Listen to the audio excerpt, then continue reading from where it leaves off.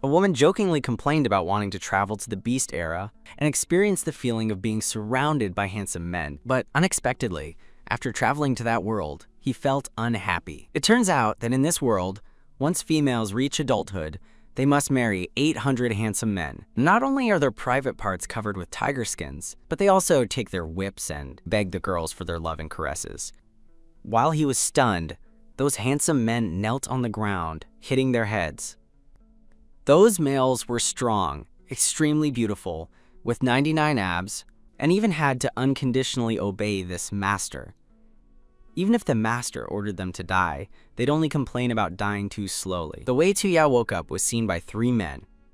Although all wanted Tu Yao to die, they never dared to do so, because in this world of beast tribes, each female was the leader of a camp. If the female of that camp died, all the males of that camp would be executed.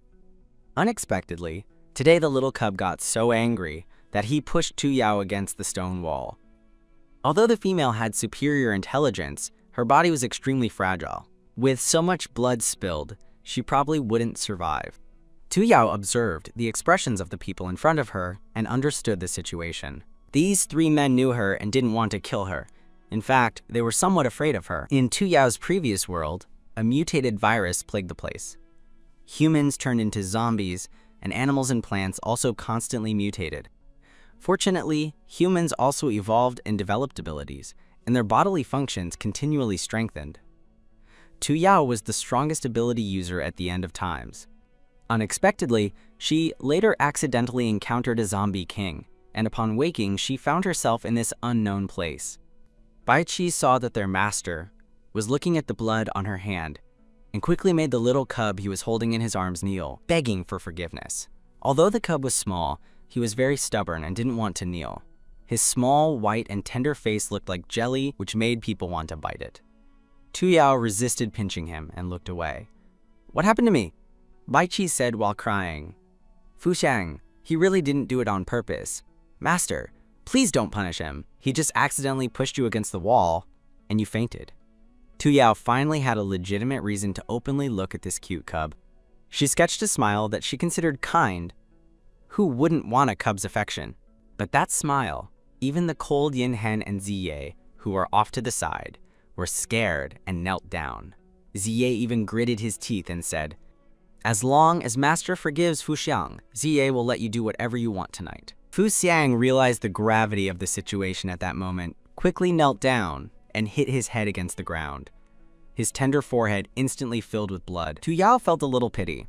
"All right, I won't punish you, but you 4 go out first and leave me alone." "Yes, master." The 4 scattered like the wind, as if they didn't want to stay there a moment longer. After getting rid of the 4, Tu Yao secretly examined her abilities. The fire and space abilities were still there, and the things in the space were also there, but the level of her abilities had decreased to the lowest. She waved the palm of her hand in the air, and a bottle of healing potion appeared in her hand. It was a potion that could quickly repair injuries. As long as a person wasn't completely dead, drinking a bottle would instantly heal them, but only 1 remained. After Tu Yao drank it, the back of her head began to itch, and her hair grew quickly. The dirty hair that had formed clumps was pushed down, while the hair on top became white and shiny. She took out scissors from the space and cut the tangled clumps. Her head instantly felt fresh. Then Tu Yao stood up and observed the surroundings. There was hay piled haphazardly on the ground, which was probably where they slept. There were also unclean internal organs. If Tu Yao weren't used to seeing this, she'd really vomit. Thinking about herself and those few people, all were dirty, she couldn't help complaining about what a dirty world. When the sun was about to set, several men returned with a piece of meat, with an expression of satisfaction on their faces. They held the bloody meat in their hands and brought it close to Tu Yao's mouth. The strong smell of blood instantly invaded her brain. Tu Yao pushed it away in disgust.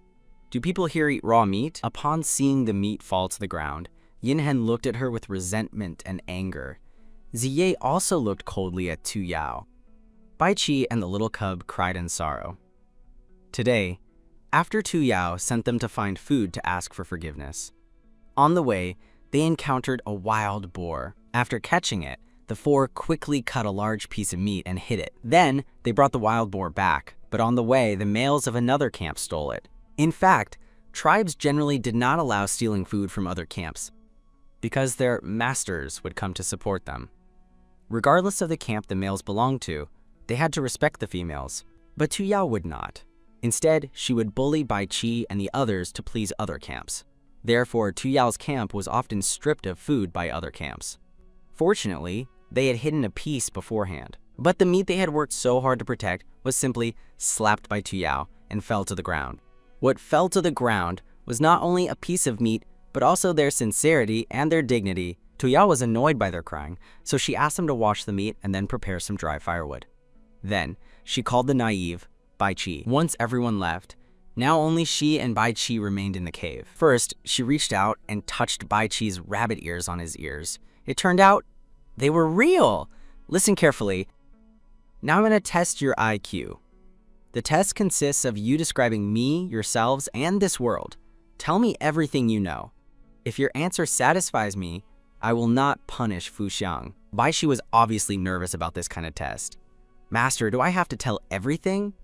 If you make a mistake in anything, I will punish you tonight. Bai Qi's face turned pale, obviously terrified by the night's punishment. Immediately, he began to speak non-stop, telling everything he knew. It turns out that this is Beast Planet. The beastmen here have two forms, the battle form and the wild form.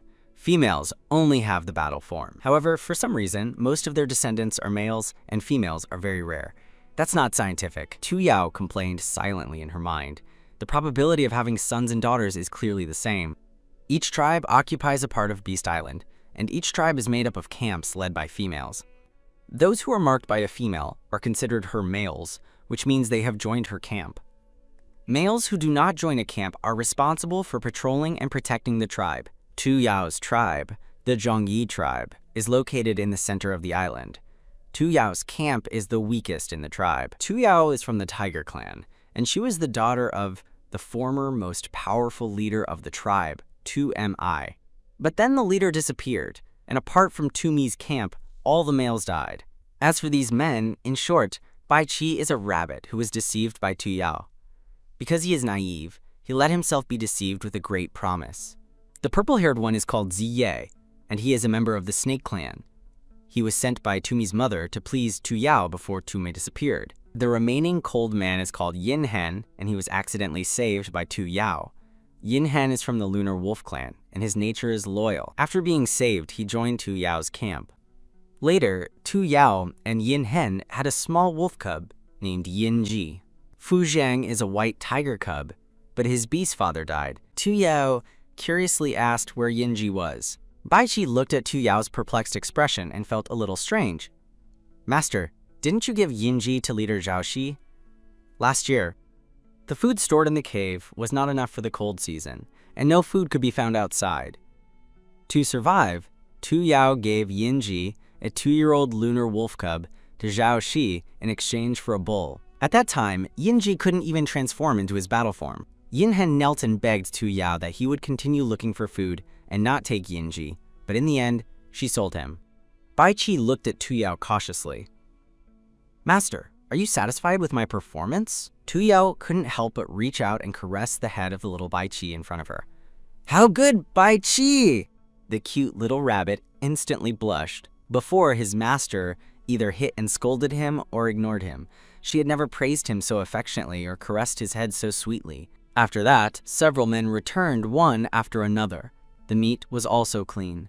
Ziye handed her the meat. Can we eat it now? Tu Yao took the meat and asked, what are you going to eat? Only the sound of their stomachs rumbling answered her. Yes, hunger was already a tradition in Tu Yao's camp. Tu Yao took out a grilling rack from the space. She was not afraid of being betrayed, because this was a world where female power was absolutely supreme. If she died, none of them would survive. She put the dry branches under the grill, rubbed her thumb and index finger to produce a spark, and lit the dry branches. Then, with a sharp knife, she cut the large piece of meat into small pieces and slowly roasted it on the grill. The men looked at Tu Yao with astonishment, as she had conjured something from nowhere that they had never seen. Slowly, the aroma spread, and the oil from the meat pieces sizzled. Unfortunately, there were no dishes to serve it. Tu Yao looked at the large leaves at the foot of the mountain. Bai Qi, go and bring some large, whole leaves from below. Bai Qi nodded in a daze and quickly went down to pluck the leaves. He came back in a flash. Tu Yao put the roasted meat on the leaves and called Yin Hen to eat. The moment the roasted meat entered his mouth, his lifeless eyes, which had been dull due to the loss of his cub, lit up. This is too delicious. I have never eaten anything so tasty. I wish Yinji could also eat it. While Tu Yao was not paying attention, he hid some pieces of roasted meat in his animal skin skirt, but Tu Yao saw it all. It's so hot. How can you put it in your skirt? Can you bear it? When Yin Hen finished eating, Tu Yao cut the rest of the meat into pieces and put it on the leaves. When you finish eating, you will continue roasting. Roasted meat always tastes better when others roast it. Yin Hen approached and imitated Tu Yao. While he continued to fan the fire on the grill and turn the roasted meat, he occasionally got scared by the fire. Tu Yao instructed him, dedicated to turning the few men into great cooking chefs, as she could not do all the work herself. A large piece of meat was not enough for 5 people, so she asked them, "Can't you bring more meat?" Without waiting for the men's expressions, she went downhill alone. Upon reaching the foot of the mountain, she saw monkeys running through the forest and happy fish swimming freely in the stream. Tu Yao approached the water. Thinking about the day's food, she decided to settle for fish for now. She went into the forest that stretched endlessly beyond the stream, cutting 3 large sticks. Then, she used her knife to sharpen the ends. With the weapons, the 3 men managed to occasionally catch 1 or 2 fish, but their speed was still very slow. Tu Yao reminded them not to stab the fish directly, but a little further down. To prove Tu Yao wrong, Ziye randomly stabbed below the fish, and, surprisingly, caught it immediately. Yin Hen and Bai Qi also tried, and although they were not 100% successful, it was clearly easier to catch them. It's incredible. The men realized at that moment what the authority of a female meant. Tu Yao ordered them to clean the internal organs of the fish on the spot. Just as they were preparing to return to the cave with the processed fish, several males approached from afar. Upon seeing the fish in Tu Yao's hands, Zhang Chang kindly persuaded her. "Leader Tu Yao, are you already in such a difficult situation as to eat this? Then your males are too useless. My master said that eating this will make you falter to death." Without paying attention to their reactions, Tu Yao looked away and observed the other unknown males. "Were you the ones who stole my male's meat?" The pack of males did not deny it. They were extremely arrogant. They thought smugly that Tu Yao would smile sweetly at them and give them all the food from her camp, and then brutally slap her males. But today's Tu Yao was not the Tu Yao of before. A loud slapping sound was heard, but it was not on Bai Qi's face, but on the face of the male who had just spoken. The body of that male flew out and fell heavily onto the ground full of stones. Almost instantly, a red and swollen slap mark appeared on his face, and it even seemed to be spreading. All the beastmen looked at Tu Yao in astonishment. "What happened to females being weak? Is that how your tribes and camps taught you? Do you dare to talk like that to the leader of another camp? Do you want to die?" Everyone looked at Tu Yao with awe. When they saw her cold eyes, they realized that Tu Yao really wanted to kill them, and immediately knelt to admit their mistake. "Leader Tu Yao, forgive us. We will return everything immediately, double what we took from you." Several beastmen bowed to the ground, not daring to lift their heads. "We will return it immediately." Bai Qi and the others looked at the food in the cave, still incredulous. Quote, "Were things recovered so easily?" At the entrance of the cave, they surrounded 3 large stones to make a makeshift stove. "What are you waiting for? Get to work!" Yin Hen used the iron pot to heat water in the stream and put it on the stove. Ziye continued roasting meat. Tu Yao sent Bai Qi to clean. Quote, "Throw away all these leaves." Bai Qi obeyed and threw the leaves out of the cave. "Master, why do we have to throw away our bed? If we throw it away, we will have to sleep on the ground." Tu Yao replied, "I just grabbed a handful and the feeling of those leaves was all wet. I guess you brought them from the forest just like that. How could they be comfortable to sleep on? Besides, the surrounding environment was even more unpleasant. You, who look like people, have the cave so dirty?" Bai Qi pouted, a little offended. "I used to be very clean." Bai Qi's old tribe was very clean and cleaned every day. But before, Tu Yao not only did not allow the males to clean, but she intentionally made the cave dirty and messy. Tu Yao touched her nose with embarrassment. "It turns out I was the one who was wrong. Original Master, my conscience has awakened. I have decided that from now on you can clean the cave every day, Tu Yao said without blushing or flinching. Bai Qi seemed moved. Master, you are so good. The water in the pot boiled, endlessly bubbling with hot bubbles, scaring Yin Hen, who backed away. Is this like volcanic lava? Is it not going to explode? Tu Yao approached and patted Yin Hen's back, indicating that he should not be afraid. Then, she put the 5 already processed fish directly into the pot to boil.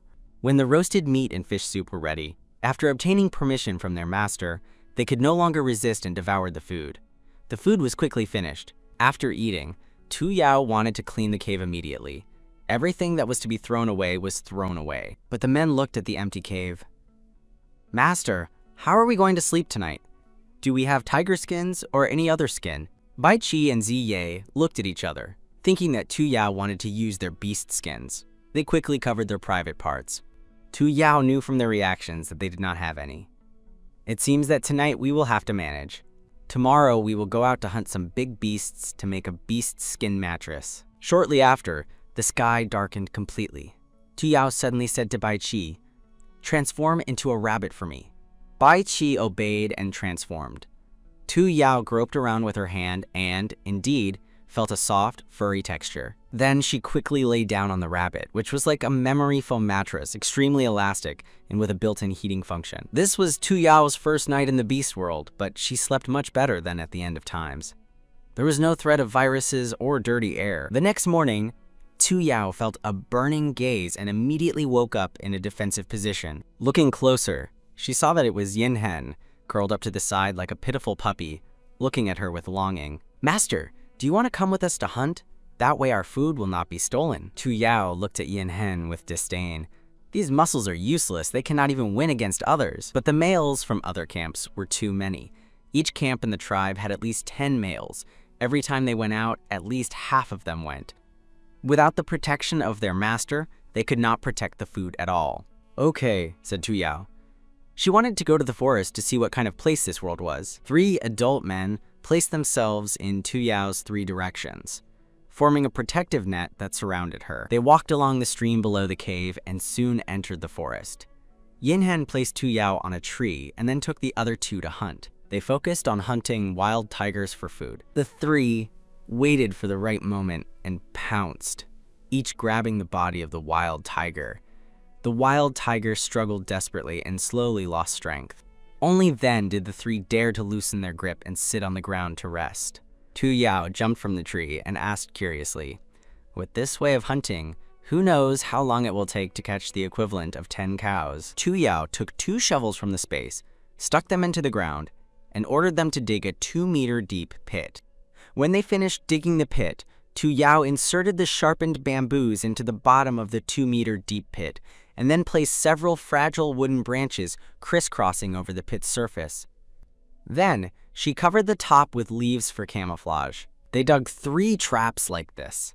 Then, they cut 3 small pieces of tiger meat and hung them over the traps. Once everything was done, Yin Hen quickly took Tu Yao in his arms and ran out, because he had already smelled many wild beasts. After doing all this, the day was almost over.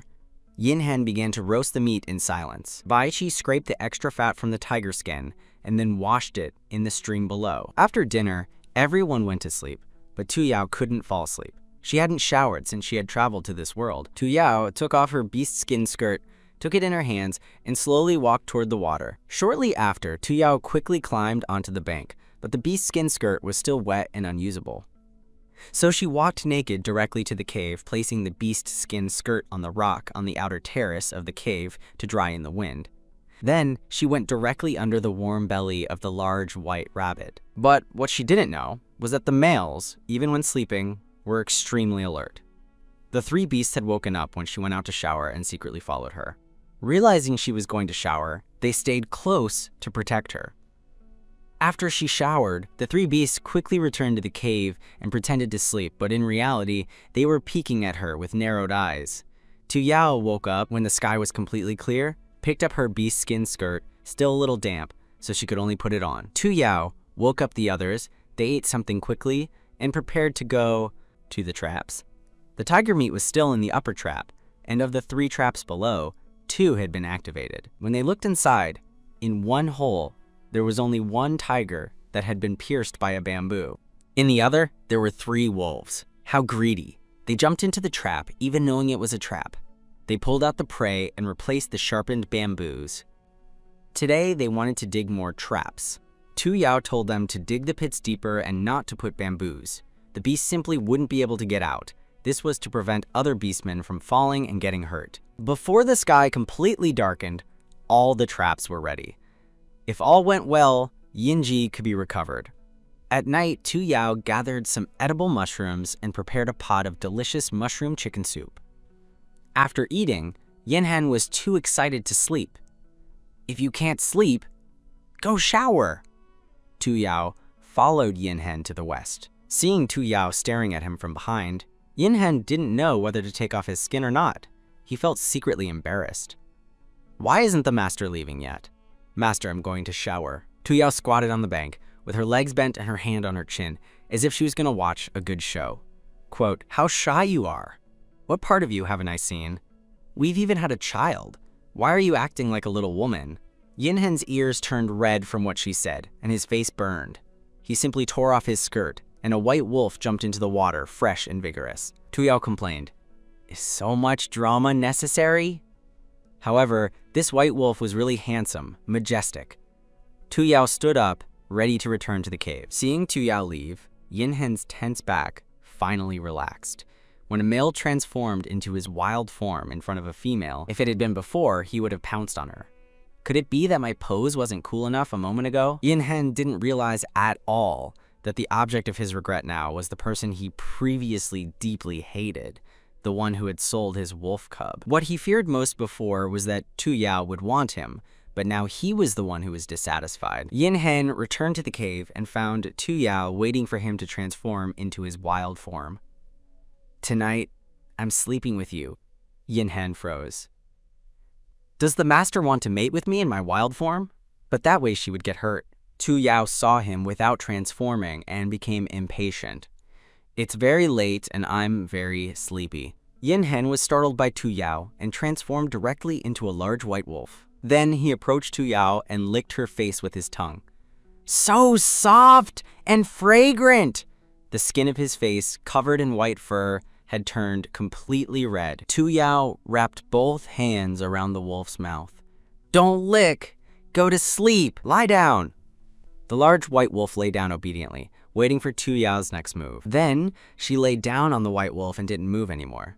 She really fell asleep. Everyone woke up at dawn and excitedly ran to the traps to see the results. Tu Yao began to count. 1 wild boar, 2 tigers, 3 deer, 5 wild dogs, 3 wolves, and 1 bull.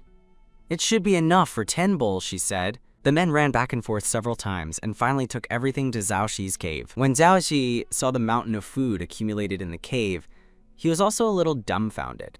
It's only been 2 days since he and Tu Yao agreed on the time. How did she get so many things? Yinhen stepped forward and asked, where is Yinji?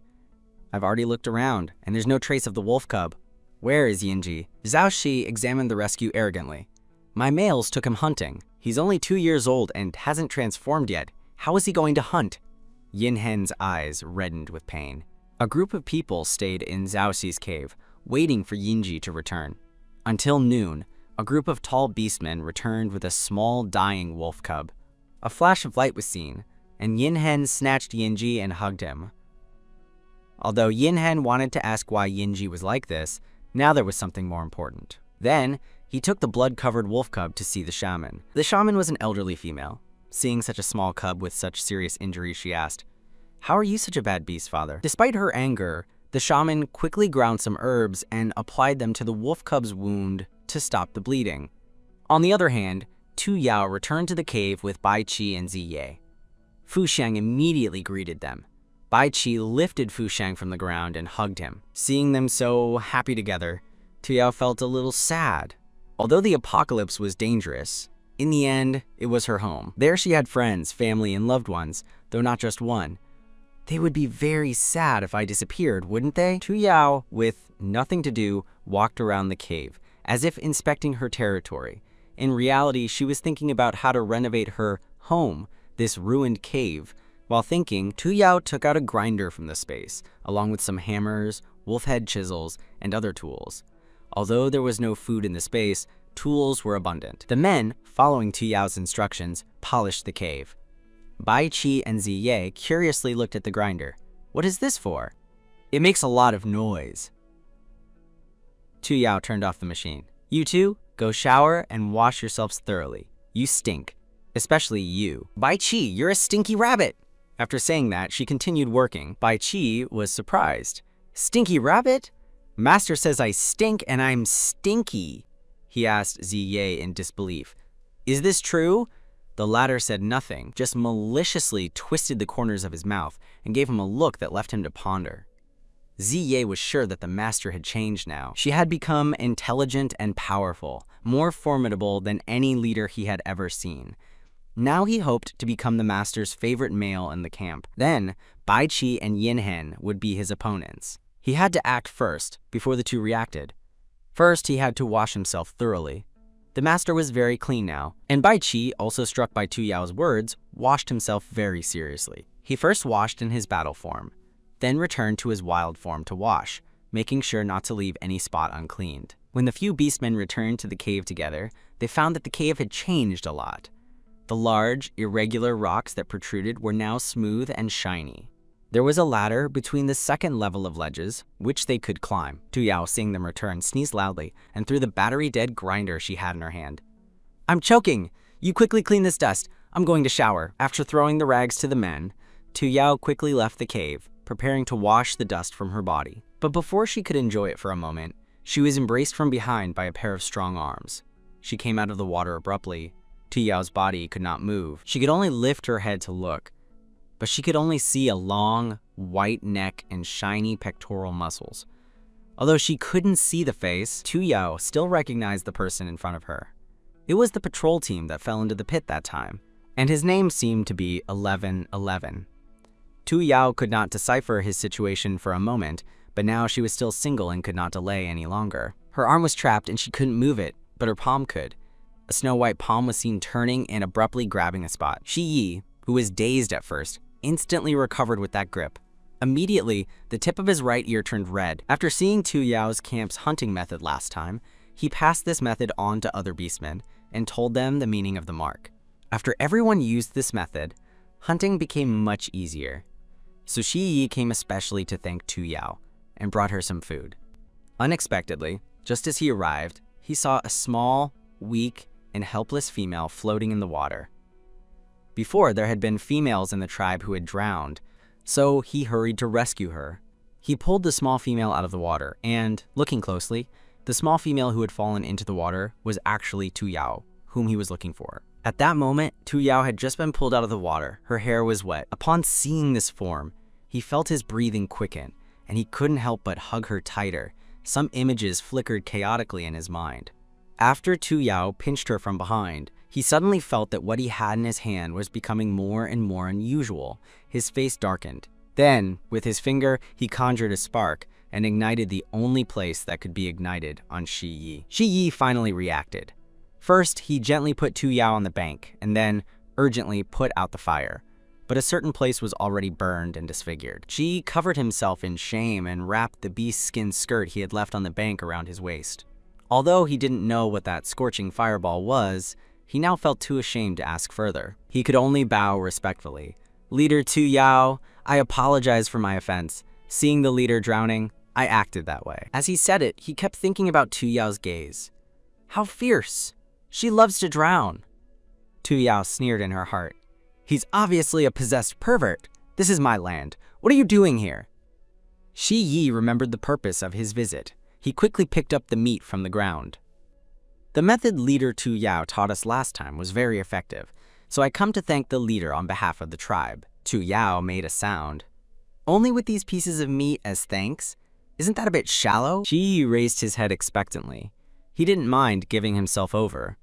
"Then how does Leader Tu Yao want to be thanked?" "Follow me," she said. Tu Yao led Shi Yi to the cave. The 3 males and the 2 small cubs in the cave stopped what they were doing and looked at them. "Tea. Yao originally wanted to praise them for their hard work, but she got a headache seeing the small wolf cub, who still couldn't transform into his battle form, biting a rag and working hard. She quickly approached, took the rag out of the wolf cub's mouth, and hugged him to check his mouth. Indeed, the wolf cub's tender gums were already bleeding, and his hind paw, which had just healed, was also oozing blood. She yelled at the men with indignation. What idiot made Yinji work? Although Yinhen didn't understand what idiot meant, he roughly knew that the master was asking who had made Yinji work. Master, I'm the idiot, Yinhen said seriously, following Tu Yao's words, not realizing what his words meant. Although Yinji was small, he was also a male, and males who didn't work or obey were punished. Tu Yao frowned, not wanting to argue with those beastmen. She gently stroked the wolf cub's head. From now on, our Yinji doesn't need to work. Then, she hugged the snow-white wolf cub, handed the rag to Shi. Come help me clean the dust from the cave. With that, your thanks will satisfy me. Shi took the rag and nodded, joining the cleaning team. Throughout the process, Tu Yao sat aside, caressing the wolf cub. After cleaning, Tu Yao let Bai Qi prepare dinner for Shi Yi. After dinner, Tu Yao looked at Shi Yi, debating whether she should hide her abilities. After all, he wasn't from her camp. If he talked around, it wouldn't be worth the trouble. I wish I hadn't let him stay for dinner. For her convenience, Tu Yao still gave him fire. Bai Qi got the flame and quickly put it under the pot. Tu Yao's abilities were very weak now, and the flame was very small. If he didn't protect it in time, it would go out. Shi Yi looked in astonishment at the fireball in the cave, and then how they put meat over it. An aroma he had never smelled before came out of the cave. What is this? Bai Qi looked at Shi's surprise and proudly said, This is fire. It's a new cooking method our master taught us. The food is good, tasty, and healthy. Shi couldn't help but think. So the fire from a moment ago was conjured by Tu Yao. If he hadn't put it out in time, Shi shuddered, feeling a pang of fear. The prepared dinner was served directly outside the cave. A group of beastmen sat around, quietly enjoying the food. Especially Shi Yi, he had never tasted such delicious food. When he reluctantly swallowed the last piece of meat, his gaze became firm. As if he had made a decision, he suddenly stood up and lifted his beast skin. This is the way beastmen propose marriage. If the female is interested in him, she will take him into her camp. Shi Yi was very confident. He had seen other beastmen on patrol, and none were as good as him. Tu Yao would definitely accept him. But at this moment, Tu Yao was shocked by the scene in front of her. She lowered her head, gritting her teeth, and realized that she had underestimated the shamelessness of beastmen. They simply had no shame at all. Leader Tu Yao, are you satisfied with what you see? I want to join your camp. Shi Yi looked at Tu Yao expectantly, blushing. The other beastmen frowned. Too short. No. Shi Yi thought those words shouldn't be for him. He looked at the other three adult beastmen. Leader Tu Yao. Although Bai Qi is a little weak, you can't talk to him like that. Bai Qi was already frowning, and upon hearing what Shi Yi said, thought Tu Yao was really talking about him. He looked pitifully at Tu Yao with a frown. Master, I'm sorry for disappointing you. Tu Yao was full of questions. I'm not talking about Bai Qi, I'm talking about you. As soon as Tu Yao finished speaking, a lightning bolt struck Shi's head, and something seemed to break softly. Leader Tu Yao, it looks like it's going to rain. I'm going home. Then, Shi Yi slowly went down the mountain, disheartened. After dinner, Tu Yao spread 2 tiger skins on the highest stone wall, which really looked like a bed, and it was a super large bed, 2.5 by 5 meters. While everyone slept, Ziye, who was sleeping on the edge, silently slid over Bai Qi. Bai Qi, lie down further over there. You fell asleep very quickly. Bai Qi sleepily moved to the side, thus becoming the one sleeping on the edge. Ziya continued moving inward, rolling several times, and finally got close to Tu Yao. Tu Yao felt something cold next to her arm and subconsciously hugged it. When Tu Yao's warm body completely overlapped with Ziye, Ziye began to feel strange. He buried his head in the hollow of Tu Yao's neck, smelling his master's scent, and watched with satisfaction. Tu Yao was originally sleeping soundly, hugging a cold white jade, but suddenly, 2 long, slippery vines came out of the white jade and quickly entangled around her neck. Wherever Tu Yao moved, the vines grew. No matter how she hid, she couldn't escape. Tu Yao suddenly opened her eyes, breathing heavily, and realized that it had all been a dream. She looked at what she was hugging, and it wasn't white jade. It turned out to be a person. But she remembered that Fu Xiang and Yinji were next to her. How did he get so big? Due to the limited light in the cave, she could only see a large dark shadow in front of her, unable to distinguish facial features. Just as Tu Yao was still confused about who the person in front of her was, a master was heard. That voice was clearly Ziye's. Ziye was from the Snake Clan, no wonder he was as cold as jade. But wasn't he sleeping on the side? How could he get here? At that moment, the male beastman was curled up in the hollow of her neck, with his eyes closed. Tu Yao pushed him away in disgust and tore off his beast skin. How disgusting you are! Ziye's eyes, whose clothes had been torn off, gleamed with a strange light in the darkness. Master, is the punishment you mentioned before still on? If so, please kill me. Tu Yao shivered inexplicably, but touching the smooth, cold pectoral muscle under her hand, she couldn't help her mind wandering. Ziyi moaned. Tu Yao cheered up and continued provoking him, leaning in and biting the corner of Ziye's mouth. Ziye immediately wanted to follow and kiss her, but she stopped him with her hand. Is it comfortable? Tu Yao asked, leaning close to his ear. Ziyi buried his head in Tu Yao's chest and whispered, "Comfortable. If you're comfortable, go to sleep," Tu Yao said, pushing Ziye's head out of her arms and falling asleep. Ziye snorted. The master was clearly playing with him. He was unhappy for a moment, then touched his lips that had just been bitten. The corners of his mouth couldn't help but turn up. At dawn, Tu Yao opened her eyes and saw Bai Qi and Yin Hen sitting on the bed, looking at her. Tu Yao tried to get up and realized that there was still someone on top of her. Although he was awake, he pretended to be asleep and clung to Tu Yao. What's more important, after Tu Yao tore off his clothes last night, he had also purposely taken hers off. Tu Yao couldn't stand it anymore and gave him a hard slap on the butt. Only then did Ziye, under everyone's gaze, reluctantly got up and put on his beast skin skirt. Then, after having breakfast with Yin Hen and the others, Tu Yao took the beastmen for a walk in the jungle, saying that they might find something good. Several of them followed the stream and went into the jungle. Tu Yao saw many types of mushrooms, such as boletes, chanterelles, and thistle mushrooms, and all were larger than normal mushrooms. She even found a 1-meter-long thistle mushroom. Tu Yao showed them the non-poisonous mushrooms and told them that next time they went out to forage, they could bring some back. Tu Yao kept picking mushrooms along the way. When the men couldn't carry anymore, she took out a small knife from her space and made several bamboo baskets. Bai Qi looked at Tu Yao with admiration. "Master, how do you know so many things? Did your beast mother teach you?" Tu Yao was speechless. If she said she used to be a traditional culture blogger, would they understand? Tu Yao could only nod, following Bai Qi's words. After having lunch, Tu Yao gave each of them a knife and showed them how to split a whole bamboo into strips and then into thinner strips for baskets. After teaching them the method, Tu Yao lay down to sleep. When she woke up to check on the basket progress, she saw 3 sweaty men. How could weaving a basket make them like this? Isn't it just repeating one motion? Ziye took the opportunity to glance at Tu Yao and then looked back at the bamboo basket, not stopping his movements. It's not that simple. Finally, they finished. Bai Qi and Yin Hen also finished, and the 3 exclaimed in unison, "It seems we have acquired wisdom."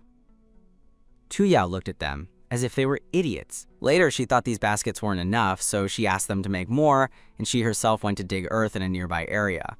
Before, Tu Yao had already noticed that it wasn't common earth, but ceramic clay. Before, she had molded cups with this for crafts, but she only knew how to mold and didn't know the subsequent steps. She would probably need a kiln. Tu Yao sighed, not thinking for the moment about how to build the kiln. She originally wanted to mold some ceramic bowls and spoons with this clay for eating, but the plan failed before she could implement it. However, she could experiment first. Tu Yao took the clay to the side of the stream, added some water, and mixed it. She molded a palm-sized cup and engraved a flower on it. Tu Yao carefully carried the clay cup back to the cave and placed it outside the cave, hoping that perhaps drying it would also harden it. After placing it, she pushed aside the vines at the cave entrance and went inside. "Are you finished weaving?" Ziye's voice was faint. "Only half." The other 2 were also about halfway done. However, Fushang was almost finished. Looking at the 3 beastmen, Tu Yao sighed. She felt unlucky that the original camp was the worst camp, and that had nothing to do with these 3. "I wish I had kept Shi Yi. Being a free worker would be good too," "Speak of the devil, and he shall appear." Shi Yi appeared at the cave entrance carrying a wild boar. He placed the wild boar on the ground. "Leader Tu Yao, may I come in?" "While patrolling, I noticed your camp's traps had been triggered, and looking, it was a wild boar. So I brought it for you." Tu Yao made a sound of approval. Then the cave was shrouded in a mysterious silence. Shi Yi stood in the cave with his hands on his hips.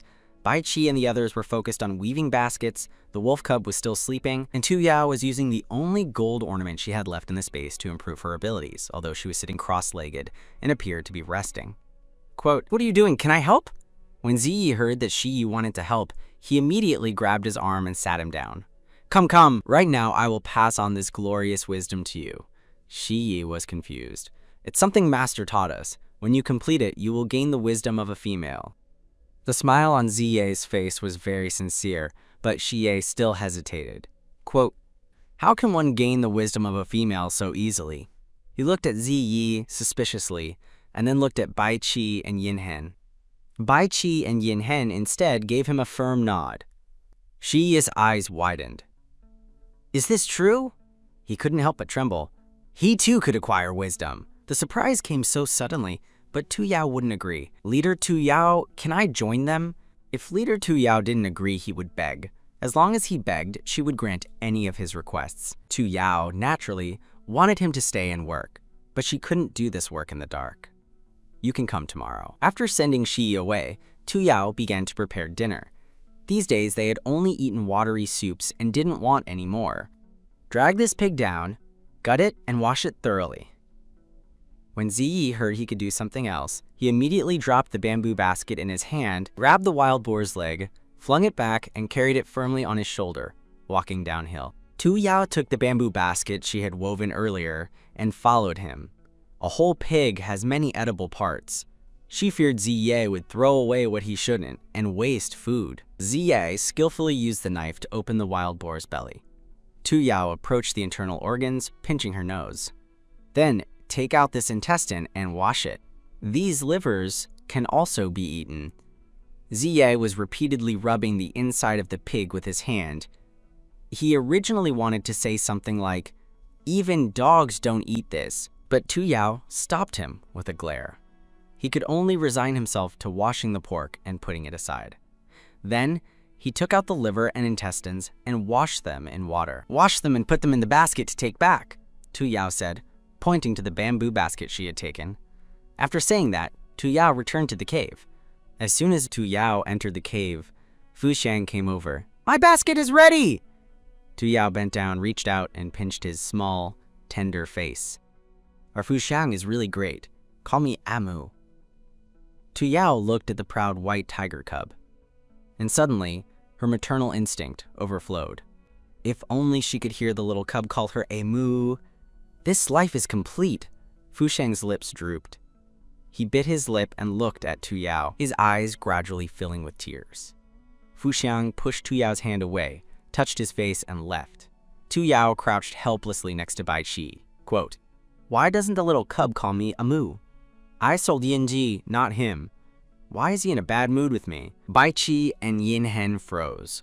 Bai Qi whispered, "After all, Fu Xiang lost his A-Fu when he was so young. He didn't dare to continue speaking."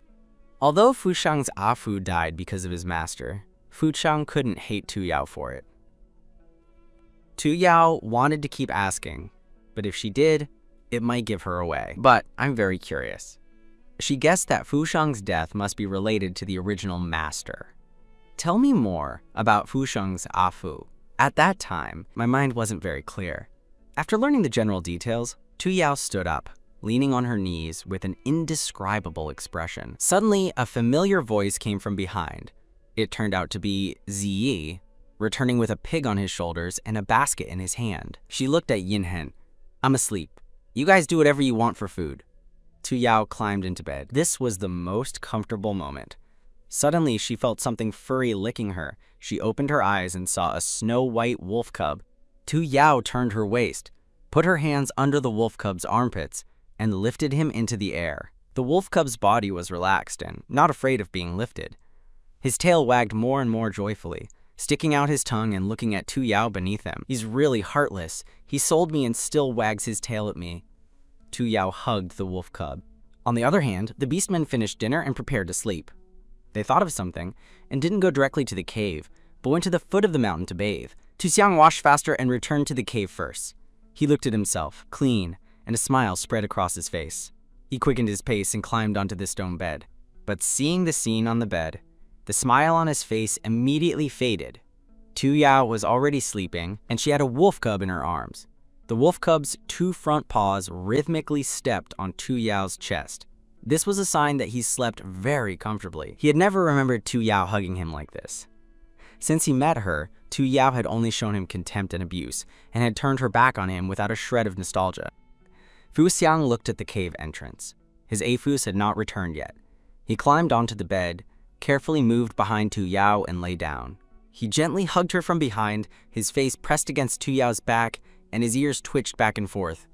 In reality, Tu Yao had woken up when Fu Xiang hugged her. She was afraid the little cub would be embarrassed, so she didn't move. She had just chased Ziye away because he hadn't washed himself properly inside. Then, she realized that Fu Xiang, who was next to her, was secretly sniffing her scent. "Our Fu Xiang smells like milk," Tu Yao said, reaching out and hugging Fu Xiang. She rested her chin on the top of Fu Xiang's head. Fu Xiang's eyes suddenly became moist. He didn't know why he wanted to cry, but he felt that the person behind him was very warm, completely different from the Amu of the cold season. "Will I forgive him?" Fu Xiang squirmed and turned to look at Tu Yao face to face. "Can you apologize to me? If you apologize, I will forgive you and call you Amu." Unexpectedly, Tu Yao refused without hesitation. It wasn't his fault. Why should he apologize? Fu Xiang squirmed hard. He already knew it would be like this. How could a female lower her head and apologize to him? He closed his eyes and felt more and more wronged. He coldly got up from the bed and ran out of the cave. The noise woke everyone up. The first to react was Tu Yao, who immediately chased after him. "Don't come near! I'll go!" The little cub was probably too sad, and perhaps even cried.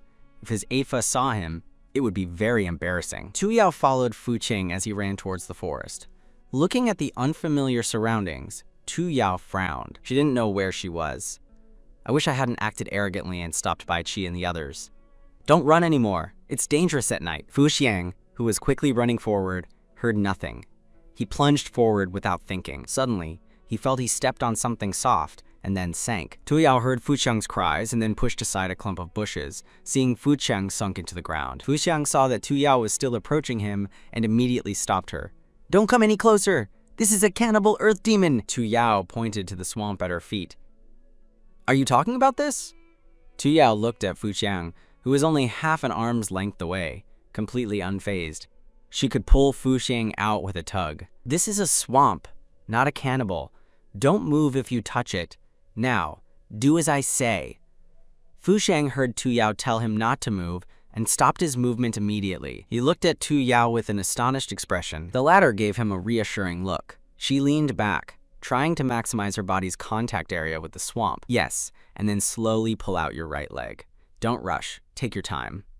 Indeed, following Tu Yao's method, Fu Xiang soon safely emerged from the swamp. Seeing that the little cub was safe, Tu Yao hugged her chest and leaned against a tree trunk. "Let's see if next time you dare to run blindly." She wanted to continue teasing, but unexpectedly, the little cub hugged her leg and burst into tears. Tu Yao was a little startled, bent down, and hugged Fu Xiang. "I'm sorry. I shouldn't have been so hard on you." The little cub looked at her with red eyes. "I forgive you, Amu." Tu Yao was touched. She had finally become a mother. But there was still bad news. It turned out they were oblivious and couldn't find their way back home.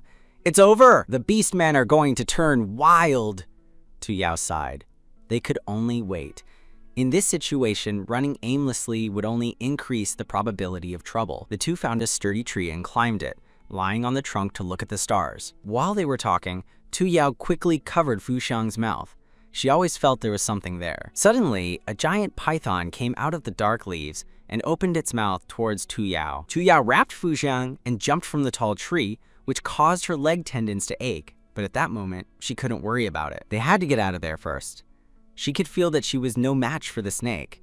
The snake was probably not a beast, but a beast man.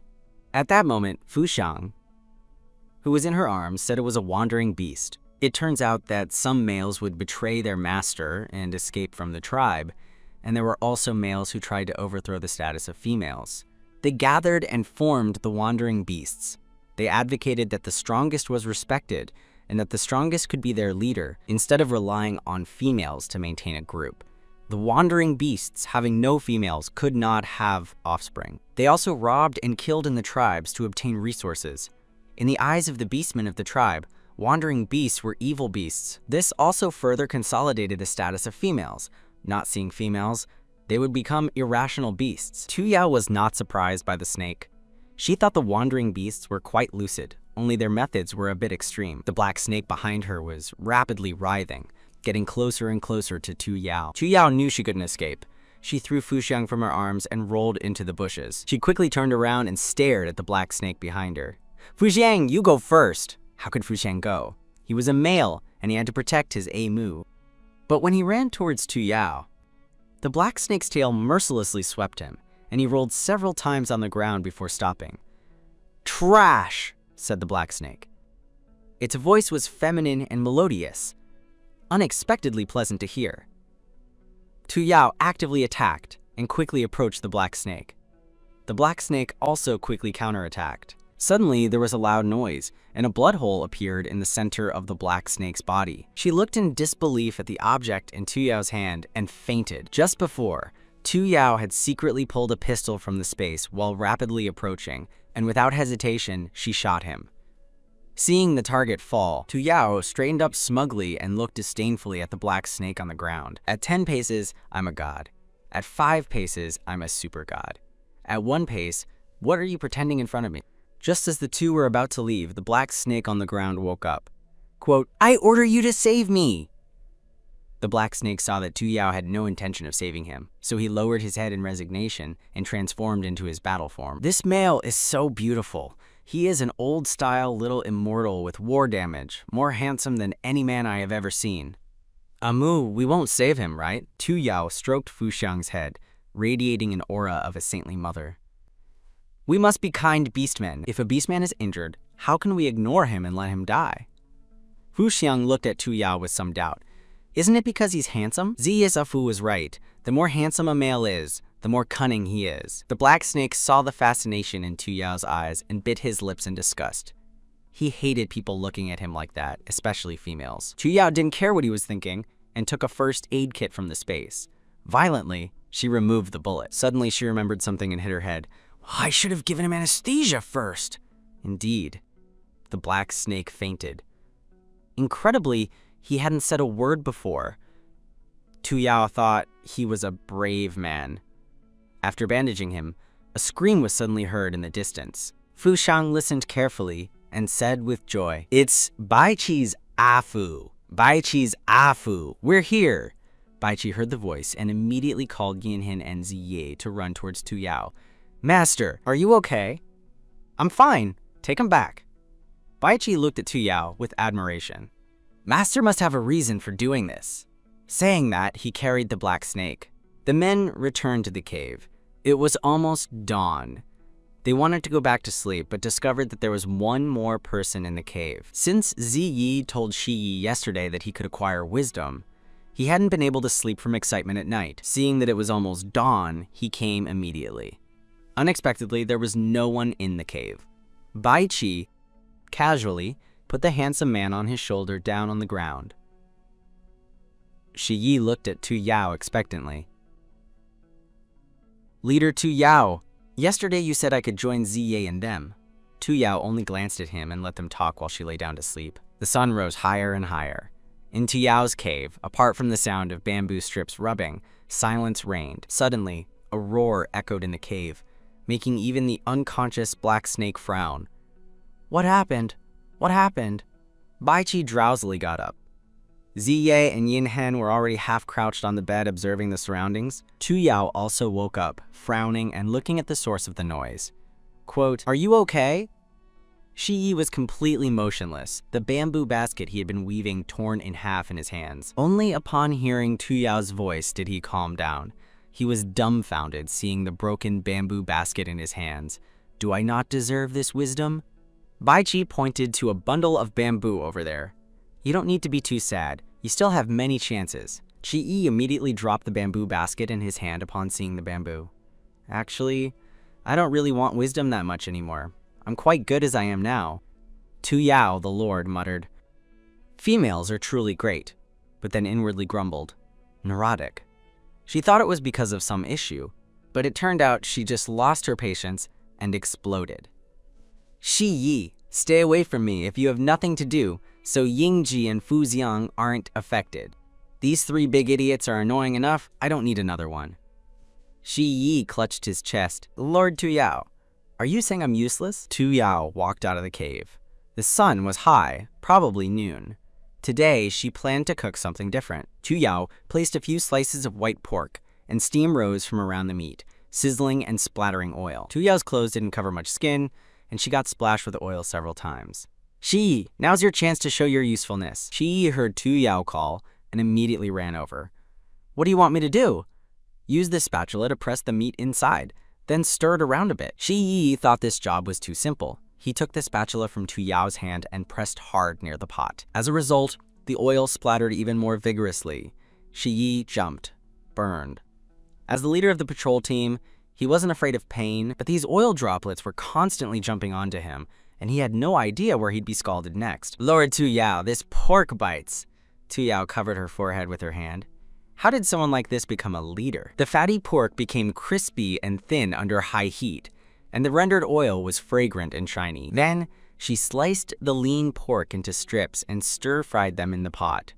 When the meat turned white, she added slices of porcini mushrooms. The yellowish porcini mushrooms, stir-fried in pork fat, looked incredibly appetizing. Tu Yao took a section of bamboo, rinsed it clean, and made a simple bamboo plate. After all the dishes were ready, everyone gathered around the food. Shi-Yi sat down. At this moment, Yi Li woke up groggily in the night. The first thing he saw was a splash of green in front of him. His hazy mind instantly cleared. Why haven't these people even given him an animal skin to wear? He lifted his head and stared at Tu Yao with hatred, recalling the entire process of his injury. What was that thing in that female's hand? It actually managed to turn him into this. Goo-goo. Everyone's attention was drawn by the sound. Chi-Chi looked at Yi Li. Yi Li didn't expect his stomach to suddenly growl. Just as he was feeling embarrassed, he realized they were all looking at him. He immediately reached out to cover his private parts. What are you looking at? Stare any longer, and I'll gouge your eyes out. Tu Yao had mostly finished eating. She took a leaf, added a few pieces of meat and some fatty intestines, and walked towards Yi Li. No animal skin, but there's food. Want some? Looking at the unfamiliar food in front of him, although it smelled delicious, Yi Li wasn't very interested. He just stared straight at Tu Yao, looking at me so lovingly. Trying to seduce me? As he spoke, she placed the meat in front of Yi Li, but it was slapped away. Tu Yao was about to lose her temper, but someone suddenly grabbed her. He looked closely and saw it was Shi-Yi. Shi-Yi pulled Tu Yao behind him. Lord, step back, he's not right. The current Shi-Yi was completely different from his usual goofy self. You're a rogue beast. Yi Li looked at Tu Yao behind Shi-Yi and frantically shook his head, a constipated expression on his face. He decisively answered, he's not. Hearing him say he wasn't, the atmosphere suddenly relaxed. Shi's strained face broke into a smile. Good that he's not. Next time, be respectful to females. Your attitude is bad. You need to accept criticism. Yi Li silently grumbled idiot in his heart. The other few also rolled their eyes. They actually believe that? Actually, it couldn't be entirely blamed on Shi-Yi for believing so easily. After all, rogue beasts are irritable, and without a female's guidance, they often have simple minds. Shi-Yi leaned into Tu Yao's ear again, ambiguously. Lord, are you really not considering me? I don't want to be smaller than Baichi. Shi-Yi immediately stopped talking and walked away gracefully with his hands behind his back. Seeing Shi-Yi leave, Yi Li finally spoke. Why did you protect me just now? Because you're handsome. Yi Li's mood soured when he heard Tu Yao say, because he's handsome. Sure enough, females are so shallow. Tu Yao saw that he wasn't speaking again and was a bit displeased. I'll ask one more time. What's your name? Yi Li still didn't speak, half-dead expression on his face. She suddenly leaned in close to Yi Li. If you don't speak, I'll kiss you. Yi Li heard Tu Yao say she was going to kiss him and didn't panic at all, even closing his eyes indifferently. He didn't believe Tu Yao would really kiss him. Who didn't know that what females hated most were rogue beasts? They believed rogue beasts were dirty and unworthy of their noble status. Tu Yao looked at Yi Li, who had his eyes closed, feeling a little strange. What does it mean for him to close his eyes? He's clearly being coerced. Shouldn't he be furious and struggling? Why did he just close his eyes, as if he's waiting for me to kiss him? When a man closes his eyes, doesn't he want a woman to kiss him? Fine, no harm in kissing him. Tu Yao used a little force in her hand to pull the man closer and gently kissed him. She wanted to go deeper but was pushed away by Yi Li's terrified expression. How could you kiss me? I'll kill you. How could you kiss me? The thing he was willing to abandon his tribe to protect was just gone like that. Unexpectedly, the beast went wild and pounced forward, pinning Tu Yao to the ground and grabbing her neck. Ying Heng and Ziye wanted to rush over, but Tu Yao had already pried Yi Li's hands apart, twisted them back, and flipped Yi Li over, pinning him beneath her. Although she was very weak now, the remaining fighting power was enough to defeat a severely injured beastman. There was no big problem. Seeing that Yi Li was no match for Tu Yao, the others also breathed a sigh of relief. These rogue beasts are all irrational. Let's hand him over to the tribe. Yi Li's face turned beet red with anger. He gasped for breath, gritting his teeth, and said, "My name is Yi Li. Let go of me." Tu Yao was quite satisfied with the answer, so she let go of his arm and got off his back. She suddenly reminded Yi Li, "Your precious thing is showing." Yi Li's head buzzed when he heard her. He imagined his current situation, and 2 lines of tears flowed down from the corners of his eyes. Yi Li had been exquisitely beautiful since his transformation. When he was 5, those females would always touch him. His mother would never get angry because those females insulted him. Instead, she was proud of the female's interest. He left his mother, abandoning what his mother wanted to protect. Today, it was just taken by Tu Yao like this. How could he not be angry? Yi Li stopped talking, found a corner, squatted down, and hugged his body. In the afternoon, Ziye and Ying Heng went to retrieve the prey from the traps, while Bai Qi and Fu Sheng quietly wove bamboo baskets. Tu Yao sat cross-legged on the bed, continuing to improve her ability. In the corner, Yi Li was plotting his escape plan for the night. He touched his stomach. He was a little hungry. He stealthily glanced at the fatty intestines and roasted meat on the ground, struggling with whether to pick them up and eat them. But wouldn't eating them make him seem spineless? But if he didn't eat, what if he didn't have the strength to escape tonight? After a moment of internal struggle, he glanced around, then quickly picked up the food from the ground and stuffed it into his mouth. Yi Li's eyes flickered. He had never eaten this kind of meat before. It was so delicious.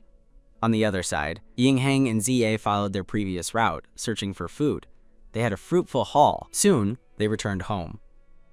Tu Yao saw them return and stopped cultivating her ability. These animals have become smarter. They won't jump into the traps. Today, we only caught 2 rabbits and 1 wolf. We won't be unable to catch prey in the future, will we? Ziye pretended to be very sad, leaning on Tu Yao for comfort. In the corner, Yi Li quietly muttered, "Embarrassing," but the beastman's hearing was excellent, and Ziyi also heard him. However, he wasn't angry. This Yi Li must be jealous of him. After all, their leader was truly amazing now. But Tu Yao didn't fall for this trick and pushed him away mercilessly. A charming-looking person clinging to her and acting spoiled truly felt creepy. For dinner, they roasted 2 whole rabbits. The wolf was directly stewed into a pot with some mushrooms added. Halfway through the meal, Ziye suddenly stood up, a chopstick in his mouth. He quickly walked to the basket and took out the dreamlike mushroom.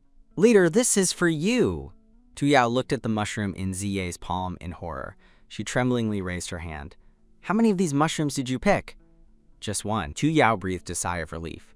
"Thank goodness there's only 1. If there were any in the pot, then these beastmen she's trying to inspire wouldn't need fire."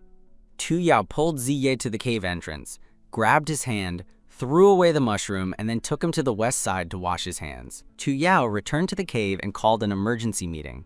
The meeting had 2 agenda items. First, to understand which mushrooms in the jungle were edible and which were not. Look at that mushroom just now. It tried its best to grow in an inedible way. The brighter the color, the faster you die. Do you understand? It's best to only pick the ones I've taught you to pick. Second, to severely criticize Ziye for not taking the leader's words to heart. Didn't I remind you before? Only pick the ones I told you to pick? The three nodded in unison. Then Ziyi, why did you pick an unfamiliar mushroom and bring it back? Ziyi knelt on the ground, looking at her pitifully. She had just been putting on a show of authority and wasn't truly angry at the two. She didn't expect them to take it seriously, and even kneel to ask for her forgiveness. Thankfully, it wasn't eaten. Ziyi, why did you become two? Tu Yao looked at the split Ziyi in front of her with some confusion, unable to resist reaching out to grab him. Ying Heng and the others saw Tu Yao, who had just been speaking normally, suddenly have a bewildered look in her eyes and start talking nonsense. Ying Heng, fearing something had happened to Tu Yao, tried to hug her, but found he hugged empty air. However, Yeli, who was squatting in the corner, had been resting with his eyes closed, preparing for his escape tonight, but heard strange movements. He looked behind him and saw all the beastmen in the cave standing up, but they were unsteady, twisting and turning in the cave, looking as if they had gone mad. What are you guys playing? He waved his hands in front of the other beastmen, but there was no response. Yili secretly rejoiced. This was truly a good opportunity to escape. He rummaged through the cave, grabbed the two animal skins from the bed, wrapped them around himself, and carried a bamboo basket with both arms. Even the remaining half pot of wolf meat was taken whole. He carried the items to Tu Yao and taunted her. Consider yourself lucky you ran into a rogue beast like me. If it were other rogue beasts, they would definitely take Tu Yao away and kill all her males and cubs, unlike me, who only takes some things. Originally, he had only become a rogue beast to avoid harassment from females. That day, when he attacked Tu Yao, it was only because that tree was his territory. Tu Yao's mind had cleared up a lot. She pressed her temples with her hand, raised her eyes, and saw Ye Li wearing her bed mat, preparing to run away. She silently chased after him, then delivered a flying kick from behind. Ye Li felt danger behind him and threw away the pot in his hand. Tu Yao's face was expressionless. You dare to steal my things? Suddenly, she saw a red ball fly out from Tu Yao's palm, rapidly approaching him. He instinctively reached out to grab it, but screamed, burned. What is this thing? Tu Yao didn't answer him. She just wanted to teach this beastman who stole her things a good lesson. Tu Yao moved quickly. His ribs are going to break. They said females have poor stamina, so why is one punch almost killing him? Yili didn't dare to underestimate him anymore and fought with Tu Yao with all his might. But he was injured at the moment, and every move pulled at his wound, making it feel like it was tearing open again. Suddenly, Tu Yao sat on Yeli's waist and stomach, completely suppressing the male. You should be glad you're handsome, otherwise you'd be dead already. Tu Yao lifted her waist, looking down at Yeli. Are you still running away or not? Yeli's face was flushed. He looked at Tu Yao, who was looking down at him from above, and somewhat awkwardly turned his head away. Not running? Then I'm not running. Tu Yao released him and walked back. Yi Li crawled up from the ground, picking up the animal skin and pot on the ground with a resentful expression, and silently followed Tu Yao back to the cave. In the cave, beastmen lay all over the floor. The males had big appetites and ate more mushrooms, so they were unconscious for longer. Tu Yao didn't expect that poisonous mushroom to be so potent. Even though she didn't eat it, she was still poisoned. It was probably because the mushrooms or meat placed with it had also absorbed the toxins. Good thing they didn't die directly. Tu Yao patted Ziyei's face. No reaction. Then she checked his breathing. As long as he's not dead. Finally, she called the others, but there was no response. She could only carry Fu Xiang and Yingji to the bed first, then instructed Yi Li to carry the rest of them up. Yi Li was visibly frustrated. He hated being threatened by females, but for the sake of his beast skin, he had no choice but to follow Tu Yao's instructions. After everyone had been moved onto the beds, Yi Li felt a bit dizzy, and the blood on his chest was increasing. Tu Yao also noticed his wound had opened up quite badly. She came over and sat down. Tu Yao reached out to undo the bandage, but Ye Li dodged her hand, clutching his chest and asking what she was doing. Tu Yao ignored him, directly took out a first aid kit from her space, then used a cotton ball dipped in alcohol to wipe away the blood on Ye Li's body. She sprinkled some white powder on the wound, and the bleeding stopped instantly. Then she rebandaged him. Ye Li silently watched the female tending to his wound.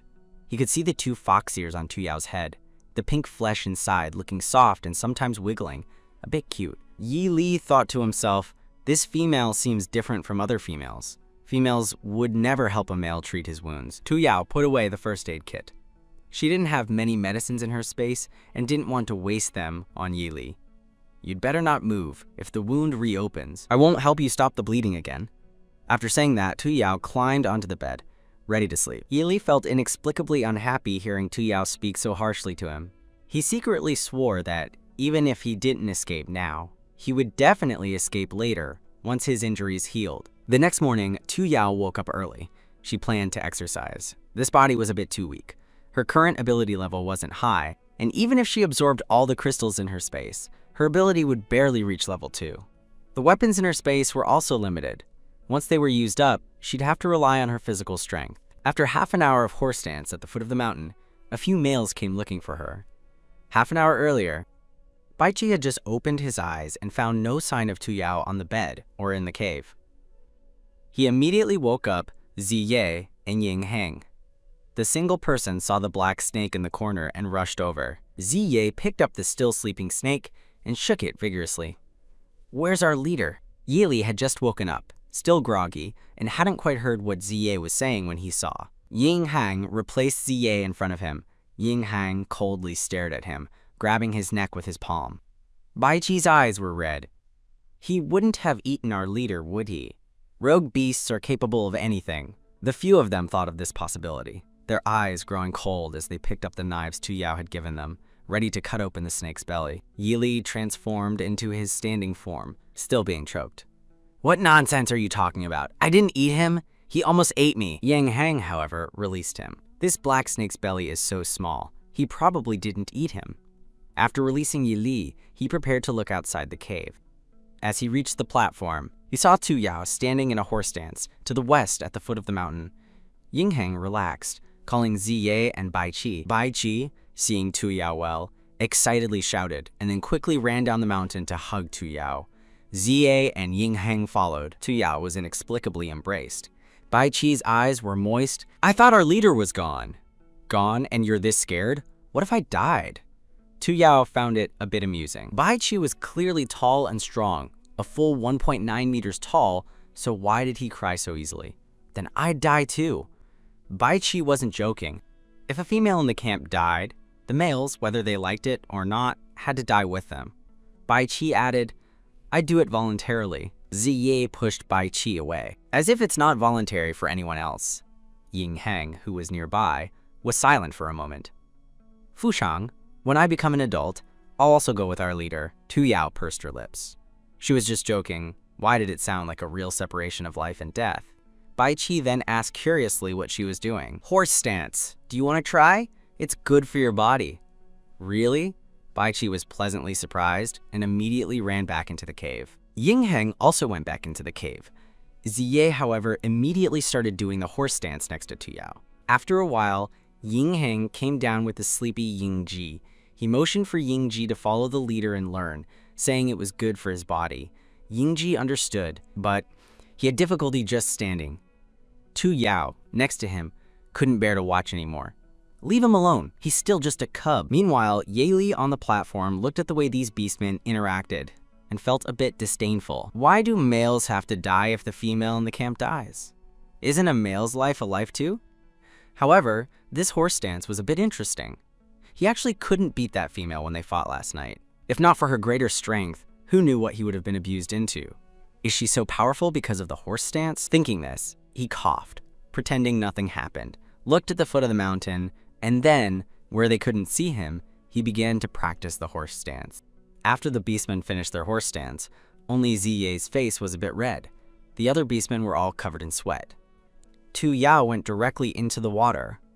Ying Heng, blushing, lowered his head. Bai Qi, seeing Tu Yao enter the water, asked somewhat shyly, "Leader, can I wash with you?" Before Tu Yao could answer, Ziye had already entered the water and leaned against Tu Yao.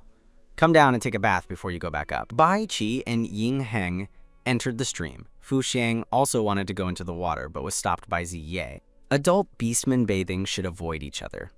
Bai Qi, blushing, told Fu Xiang, "You take Yingji up first. You can wash later." Fu Xiang agreed and took Yingji back to the cave. The two cubs returned to the cave and saw Yi Li sitting awkwardly on a rock, his small face flushed, his ears almost bleeding from redness. They thought it was strange. It wasn't hot in the cave, so why was this beastman's face so red? "He's not sick, is he?"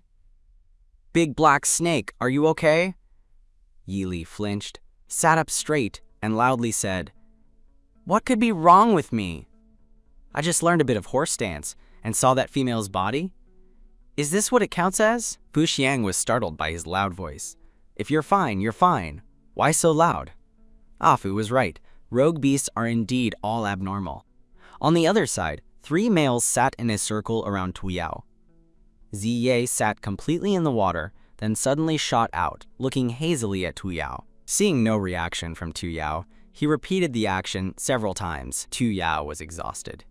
"Can't you wash further away from me? Circling me like this. Do you want me to bathe in your bathwater?" He looked at Ziye's coquettishness and rolled her eyes even more. After the beastmen dispersed, Tu Yao finally had her own space. After soaking for a while, she suddenly thought of something and carefully observed the water surface. When she saw what she was worried about, she immediately jumped out of the water. The 3 also quickly got out. Tu Yao's features were twisted in disgust as she pointed to the water. The 3 followed Tu Yao's direction and saw 2 or 3 thin black-yellow filaments tangled together in the water, constantly wriggling. Tu Yao got goosebumps all over her body when she saw those thin filaments. She wasn't afraid of ghosts or zombies. She even dared to fight a zombie king, but she was afraid of these soft, squiggly things that could burrow into people's bodies. The thought of having bathed in this water several times before made her feel completely uncomfortable. "Leader, what is this?" Bai Qi didn't quite understand and poked it with a stick. With a poke, the tangle of filaments dispersed and floated away with the current. Horsehair worms are a very disgusting and dangerous creature. Tu Yao looked disgusted. "Don't be afraid, leader. I will protect you." Ying Heng looked serious. "This thing doesn't look very dangerous." Ziye was displeased that Ying Heng was showing off. Tu Yao knew these beastmen didn't understand the power of horsehair worms. She decided to let them witness it. She searched the western bushes for a long time and finally found a praying mantis with a large belly. She filled a bamboo tube with some water and brought the mantis back to the cave. Tu Yao placed the bamboo tube on a protruding rock and a group of beastmen gathered around. Yi Li watched them form a circle, not knowing what they were doing, inevitably curious. So he also stretched his neck to look, but it was so tightly packed that he couldn't see anything. It's definitely nothing good. Yi Li couldn't see, so he could only squat back in his corner. Tu Yao pinched the mantis's head and placed its tail in the water for about 10 seconds. Yi Li, however, heard them suddenly exclaim, feeling as uncomfortable as if a cat were scratching him. "What are they doing?" Yi Li stood up, shaking his head, patted his non-existent dust off his backside, and approached with shuffling steps. "What are you looking at?" No one paid attention to him. They were all focused on the scene in the water. Yi Li squeezed past Ziye and Ying Heng and looked into the water only to see a thin black thing emerge from the tail of the green mantis. "Is this the horsehair worm we just found in the water?" Bai Qi was surprised. "It can actually burrow into someone else's body?" Tu Yao grunted in affirmation and continued to watch. After the horsehair worm left the mantis's belly deflated, and it died shortly after. Yi Li was shocked. "It died?" Everyone turned to him in confusion. "When did you get here?" Yi Li was still in shock. He had never seen a worm that could burrow into someone else's stomach and then emerge from the same place. The key was that after it emerged, the creature it burrowed into died. "This is too undignified a death. There are such worms in the small stream downstream." Ying Heng was somewhat serious, realizing the power of this worm. They usually bathed in the water, washed things in it, and also drank water from the stream. If they accidentally drank it, the consequences would be unimaginable. But thankfully, horsehair worms are quite visible, so as long as we're careful, we'll be fine. Tu Yao told everyone not to worry. In the future, when drinking water from the stream, they must boil it with fire before drinking. Fu Xiang looked at Tu Yao with adoration. "Fire is so powerful, but only his mother has fire, so his mother is the most powerful. What is fire?" Everyone looked at Yi Li again. Yi Li looked at Tu Yao, then at Ziye. "Why are you looking at me? I just asked what fire is. Do you have to stare at me like that? This is our camp's business. What does it have to do with you, a rogue beast? Are you trying to make us tell you, so you can go back and tell other rogue beasts?" Ziyi spoke without any regard for Yi Li's feelings, every word mocking him. This Yili has the face of a charming female. He must be a rogue beast sent to seduce our leader. So scheming. Yili was a bit angry at what he said. He hadn't thought that much. Yet he was being sarcastic. Yeah, why not? I was captured by you anyway. When I go back, I'll definitely kill all of you. All right, stop arguing. Ying Heng went to cook. Then throw this horsehair worm into the fire and burn it. Tu Yao pinched her eyebrows. It's true that more men means more trouble. Ying Heng immediately took a piece of firewood, lit it from Tu Yao's fire, and went to cook. Oh, and Ziye, you can't have this whole basket of mushrooms. Find a place to bury them quickly so no one else accidentally eats them. Why? There are still so many of these mushrooms, and these mushrooms aren't even poisonous. Ziye was a bit reluctant. Then Tu Yao walked to Ziye's side and gave him a hard knock on the head. Ziye cried out in pain. You have the nerve to say that! Have you forgotten how you all looked last night? Tu Yao gritted her teeth. If she hadn't eaten little and wasn't deeply poisoned, plus her strong mental power, the cave would probably have been completely plundered by this big-tailed snake Yi Li last night. Ziyi tried hard to recall what happened last night, but found he only remembered eating and then nothing else. Hearing Tu Yao say that, did something happen last night?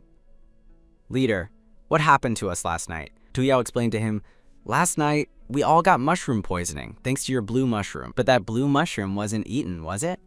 Maybe the toxin was too strong and got on the other mushrooms in the same basket. Don't worry so much about it, just bury the stuff. Tu Yao waved her hand, signaling him to hurry. All right, my mistake. Ziyi left the cave with a basket of mushrooms, found a place to bury them. Yi Li saw that everyone had dispersed and went to Tu Yao's side, asking quietly, was that what you hit me with last night? He still remembered the unbearable burning sensation. Tu Yao looked like a curious baby. Ye Li suddenly asked, how old are you? Why? Ye Li looked wary. He wouldn't be asking her age to make him join her camp if she was an adult, would he?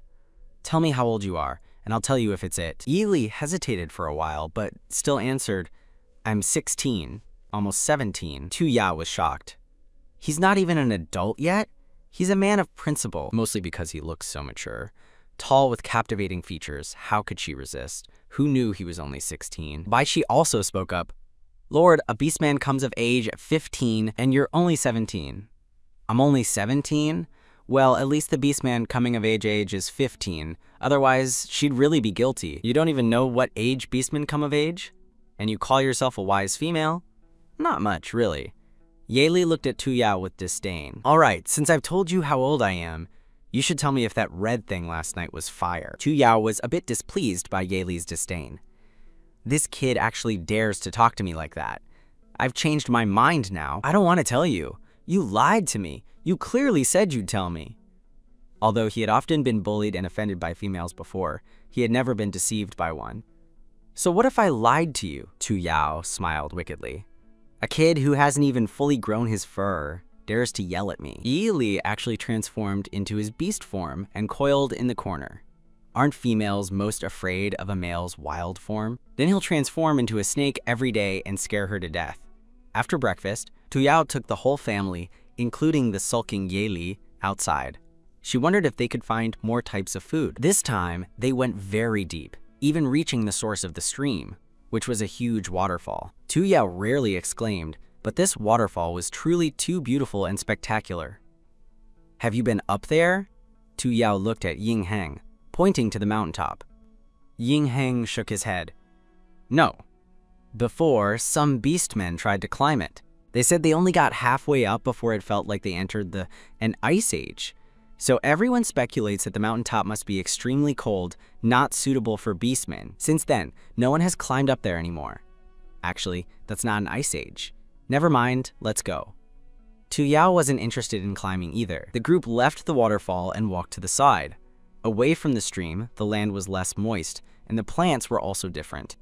But when Tu Yao saw a strange plant, she was immediately too shocked to speak. It's a chili pepper! Tu Yao told them to pick some and even dug up a few to see if they could plant them back home. By the time they returned home, it was already evening. Bai Qi was a bit excited. 2 rosy streaks on his snow-white face, smiling so wide that both rows of teeth showed. The Lord actually caught a tiger today! This tiger was a full 3 meters long. At that time, the tiger wasn't dead yet, but it was too big and got stuck in the trap. We struggled for a long time to get it out. Bai Qi spoke proudly, his expression seeking praise. Tu Yao didn't praise, stroking Bai Qi's rabbit ears. Bai Qi is amazing! I also helped. Ziye was still a bit annoyed. The work was done together, but this flirty rabbit gotta say everything. You're amazing too. This compliment sounded a bit perfunctory compared to Bai Qi's. Ziyi naturally sensed it. Lord, you're biased. I want a pat too. Tu Yao didn't deny her bias. She always had a special fondness for someone as silly and sweet as Bai Qi, but she still reached out and stroked Ziye's head, then instructed him to go skin the tiger. Having his head patted, Ziye no longer cared, taking the knife to deal with the tiger skin. Fu Xiang, who had also woken up, wanted to help but was stopped by Tu Yao. It wasn't that Tu Yao didn't want Fu Xiang to work. She just feared Fu Xiang seeing the white tiger being skinned and thinking of his Afu. Ying Heng saw Tu Yao's concern and explained, wild beasts and beastmen are completely different. They don't see each other as the same kind. Tu Yao nodded. She actually mostly knew that. She just didn't want Fu Xiang to have a chance to be sad. Look, he's standing in front of me, motionless, looking at me. Tu Yao's eyes were puzzled. She saw Ying Heng open his mouth but make no sound. Just as Tu Yao was growing impatient and about to leave, she was pulled back. I also want... The tall beastman seemed a bit unnatural, unsure where to put his arms. His two snow-white wolf ears twitched slightly. Tu Yao feigned ignorance, unable to hide the smile on her face. The two words "to pat" used up all of Ying Heng's strength. His wolf ears drooped pitifully on his head. Then a pair of hands landed on his ears, kneading them gently, neither too hard nor too soft. Then they moved down, tracing the tips of his ears. Ying Heng felt a jolt of electricity run from his ears to his back, then to his tailbone, and finally, his whole body was numb. Ying Heng suddenly collapsed, startling Tu Yao, who quickly reached out to catch him. But Ying Heng was much taller than her and couldn't be held, and Tu Yao was pressed to the ground. The male beastman looked at the female, circled by his body and pressed beneath her. It felt as if countless dazzling fireworks exploded in his head. This was the first time he had looked at his lord like this. So white, so small, so cute. Aren't you getting up? Tu Yao was being crushed and couldn't breathe. At this moment, Ying Heng came to his senses, knowing that this was disrespectful to the lord, and quickly propped himself up, kneeling beside her and helping Tu Yao up. After Tu Yao got up, she found Ying Heng still kneeling on the ground. I was wrong. Please punish me, Lord. Ying Heng knelt rigidly. Don't tell me this posture looks quite good. Tu Yao knew that males in this world were subservient and felt a bit helpless. Talking too much to such a person was a waste of breath. She liked to get straight to the point. Then, she cupped Ying Heng's head. Ying Heng didn't know what Tu Yao was going to do, and nervously swallowed. A kiss landed. Ying Heng became even more rigid, just staring at her. Why does he kiss so foolishly, with no reaction at all? Tu Yao was a bit annoyed. At least blush or something, so I can feel a sense of accomplishment. All right, the punishment is over. Get up. Ying Heng was like a soulless puppet, only knowing to follow Tu Yao's orders, and then he walked out of the cave. All of this was seen by Ye Li. He was inexplicably displeased. You blockhead! Hearing the sound, Tu Yao seemed to just notice Ye Li. I almost forgot about you. Our faction doesn't support idlers. Go chop down 2 trees and bring them back now. Why should I? I was captured. Do you think I want to be in your faction? Ye Li put down his crossed leg and slapped the rock wall in protest. If you don't go, I'll kiss you and strip off your clothes. Tu Yao spread her hands, acting like a beast. Ye Li was scared and had no choice but to comply, getting off the bed, bypassing Tu Yao, and heading down the mountain. Down the mountain, Ying Heng supervised Ying Ji and Fu Xiang bathing. Bai Qi and Ziye were processing the tiger. Ye Li, holding a huge axe, was chopping trees with gusto. He thought to himself, this thing is much easier to use than a stone. With the last swing, a giant tree crashed down. Tu Yao patted the tree. It's very sturdy. She wanted to use this tree to make a table and a bathtub, then have the beastmen make some small wooden boards. Soon, a table was made. The beastmen looked at Tu Yao's masterpiece, curious about its purpose.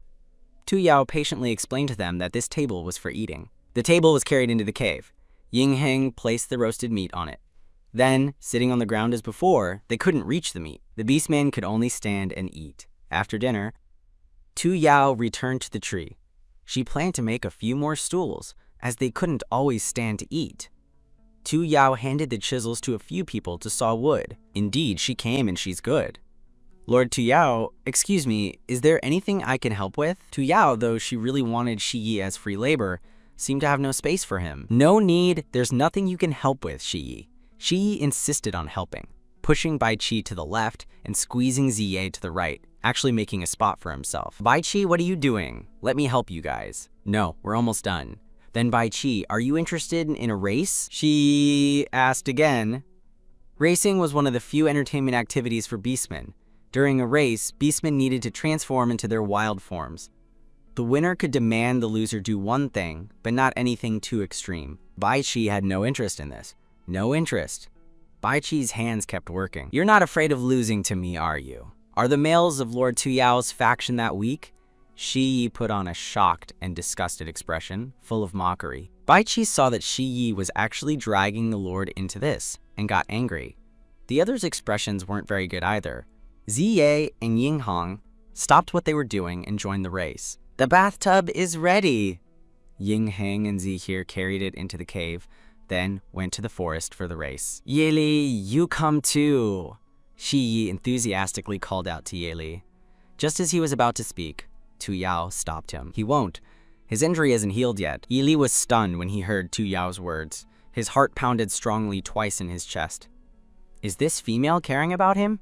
He felt a bit unnatural. Who wants you to care? That's too bad. We'll race next time then. Shi Yi finished speaking and stood at the starting line. Tu Yao gave the signal. A few male beastmen pulled off their loincloths, transformed into their wild forms, and dashed out. By the time the loincloths hit the ground, Tu Yao could no longer see the beastmen's backs. She was a bit shocked. Beastmen could actually run this fast. On the other hand, she was surprised that racing involved stripping naked.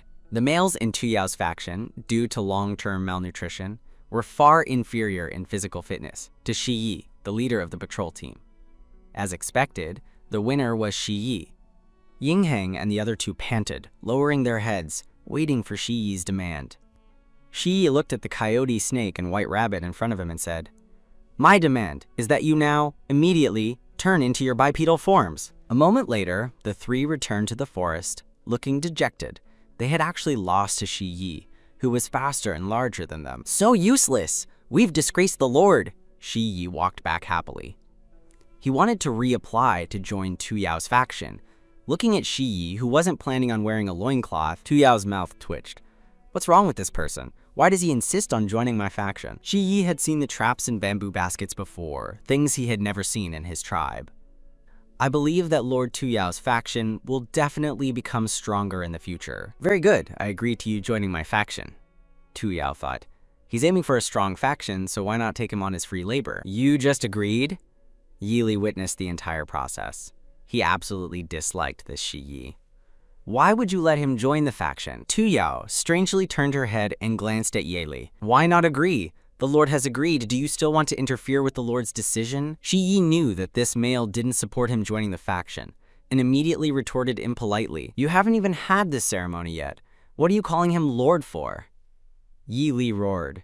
He can't even wait for the ceremony to call him Lord? Is he that eager? It's simply a disgrace to males. Oh, right.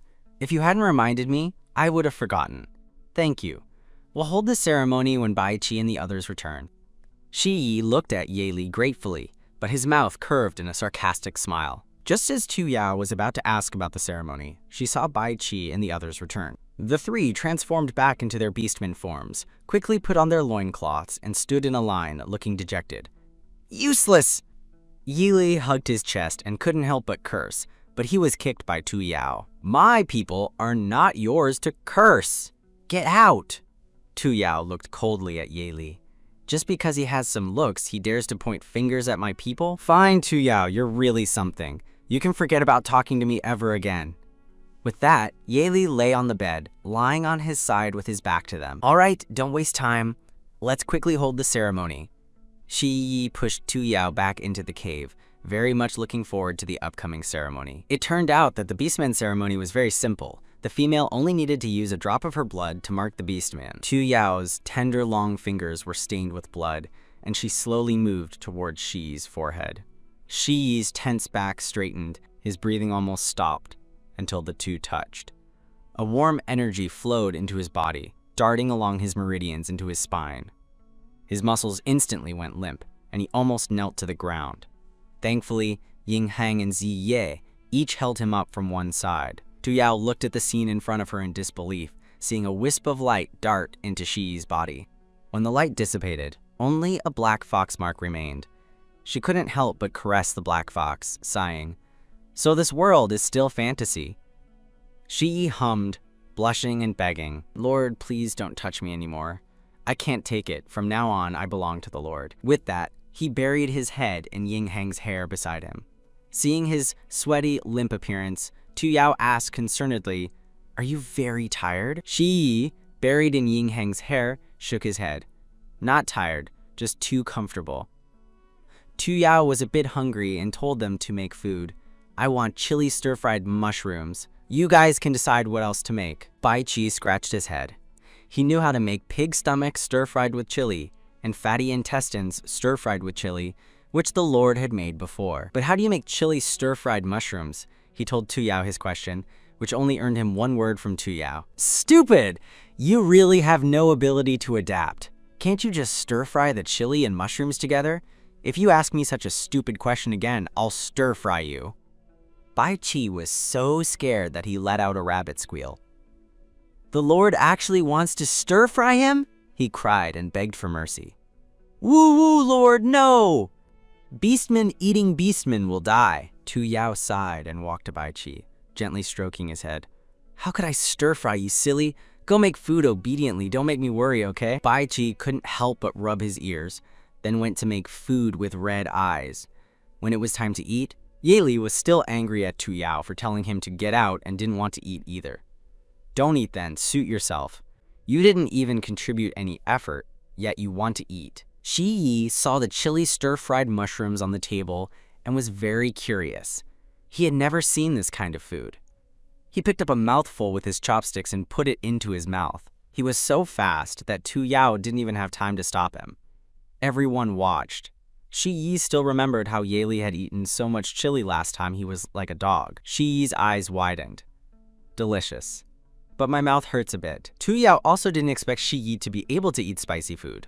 Sure enough, whether you can eat spicy food also depends on talent. After dinner, it was getting dark. Shi Yi swallowed the food in his mouth and said to Tu Yao, "By the way, Lord, since I've joined your faction now, I can't be the leader of the patrol team anymore. So tomorrow, I plan to go to the tribe to announce this, and then gather the females to re-elect a leader." Tu Yao patted Shi Yi's shoulder, a sly expression on her face.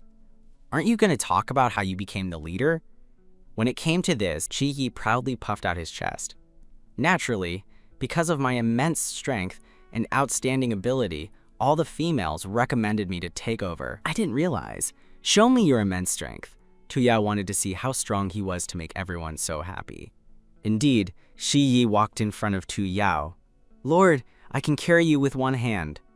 Tu Yao saw that he was asking for her permission. "And carry me." Shi Yi squatted down, placed his forearm under Tu Yao's butt, and stood up directly. Tu Yao gasped in surprise at the speed and quickly hugged Shi Yi's neck. Just like that, Shi Yi hadn't yet, but he really didn't know how else to show his strength, so he went to carry Ying Heng. "What are you doing? Is he going to carry him?" Ying Heng was a bit displeased and ran away directly. "Hey, don't run! Ying Heng, let me carry you!" Shi Yi was a bit eccentric. Tu Yao really thought he was hopeless. Then she set her sights on Bai Qi, but Bai Qi also didn't want to be carried. Males are very resistant to excessive intimacy with other males. "I know you're immensely strong. You don't need to demonstrate. Just put me down first." Tu Yao was almost thrown up in his arms.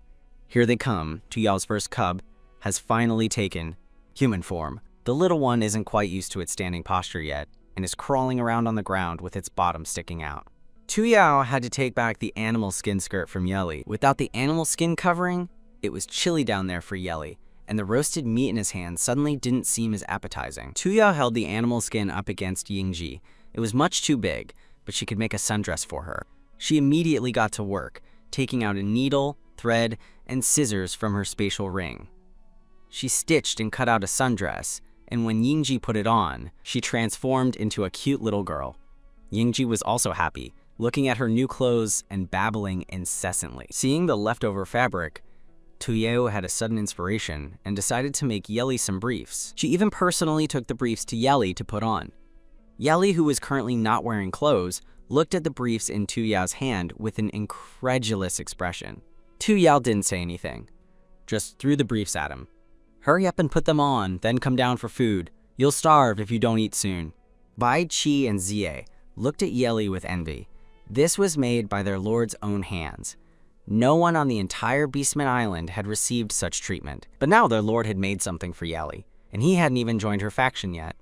"I want some too!" Shi Yi, about 1 or 2 meters tall, pouted and twisted her waist, acting spoiled towards Tuyao, which utterly disgusted her. "Stop twisting! If there's animal skin, I'll make you some." She pushed Shi away, regretting a bit that she had brought him into the faction. After lunch, Tuyao wanted to check the traps for prey. The result was very disappointing. There were only a few wild rabbits that had accidentally fallen in.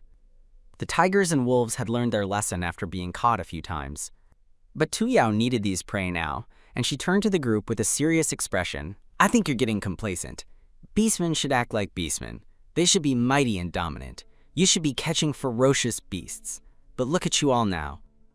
Everyone looked at each other, then down at the 2 rabbits they were carrying. "You're only targeting such weak and cute small beasts? Useless! If you don't bring back a few tigers or other large wild animals this afternoon, then don't bother coming back tonight." With that, she picked up Yingji and Fu Xiao and walked away. "Let's go home." Seeing Tuyao about to return, Shi Yi wanted to go back and protect their lord. Usually, at least 2 beastmen in a faction would stay to protect their lord. But Tuyao's faction had few people, only 5 males in total. So only 1 beastman could be left to protect their lord. But Tuyao refused and told them to try and catch bigger prey. Back at the foot of the mountain, Tuyao found the clay piled by the stream. The naturally air-dried clay before was unusable. She still needed to build a kiln. She mixed the clay with water to make thin mud, found a relatively flat open space, and spread the mud in a circle. "Amu, what are you doing?" Fu Xiao asked, standing to the side. "Seeing if I can make some bowls." "Fu Xiao, go help me find some stones, about palm-sized." Stones were very easy to find here. There were many by the stream. After Tuyao stacked the stones layer by layer, she realized she had forgotten to make a door. She quickly dug a hole in the middle before the mud completely dried and sealed the top. Tuyao didn't stack more stones. She just plastered it with mud. After finishing, Tuyao stood up and stretched. "Okay, I'll continue plastering tomorrow after the mud dries." Just as she was about to walk back, she saw Fu Xiao coming over with a bamboo tube. "Amu, drink water," Fu Xiao said with a smile.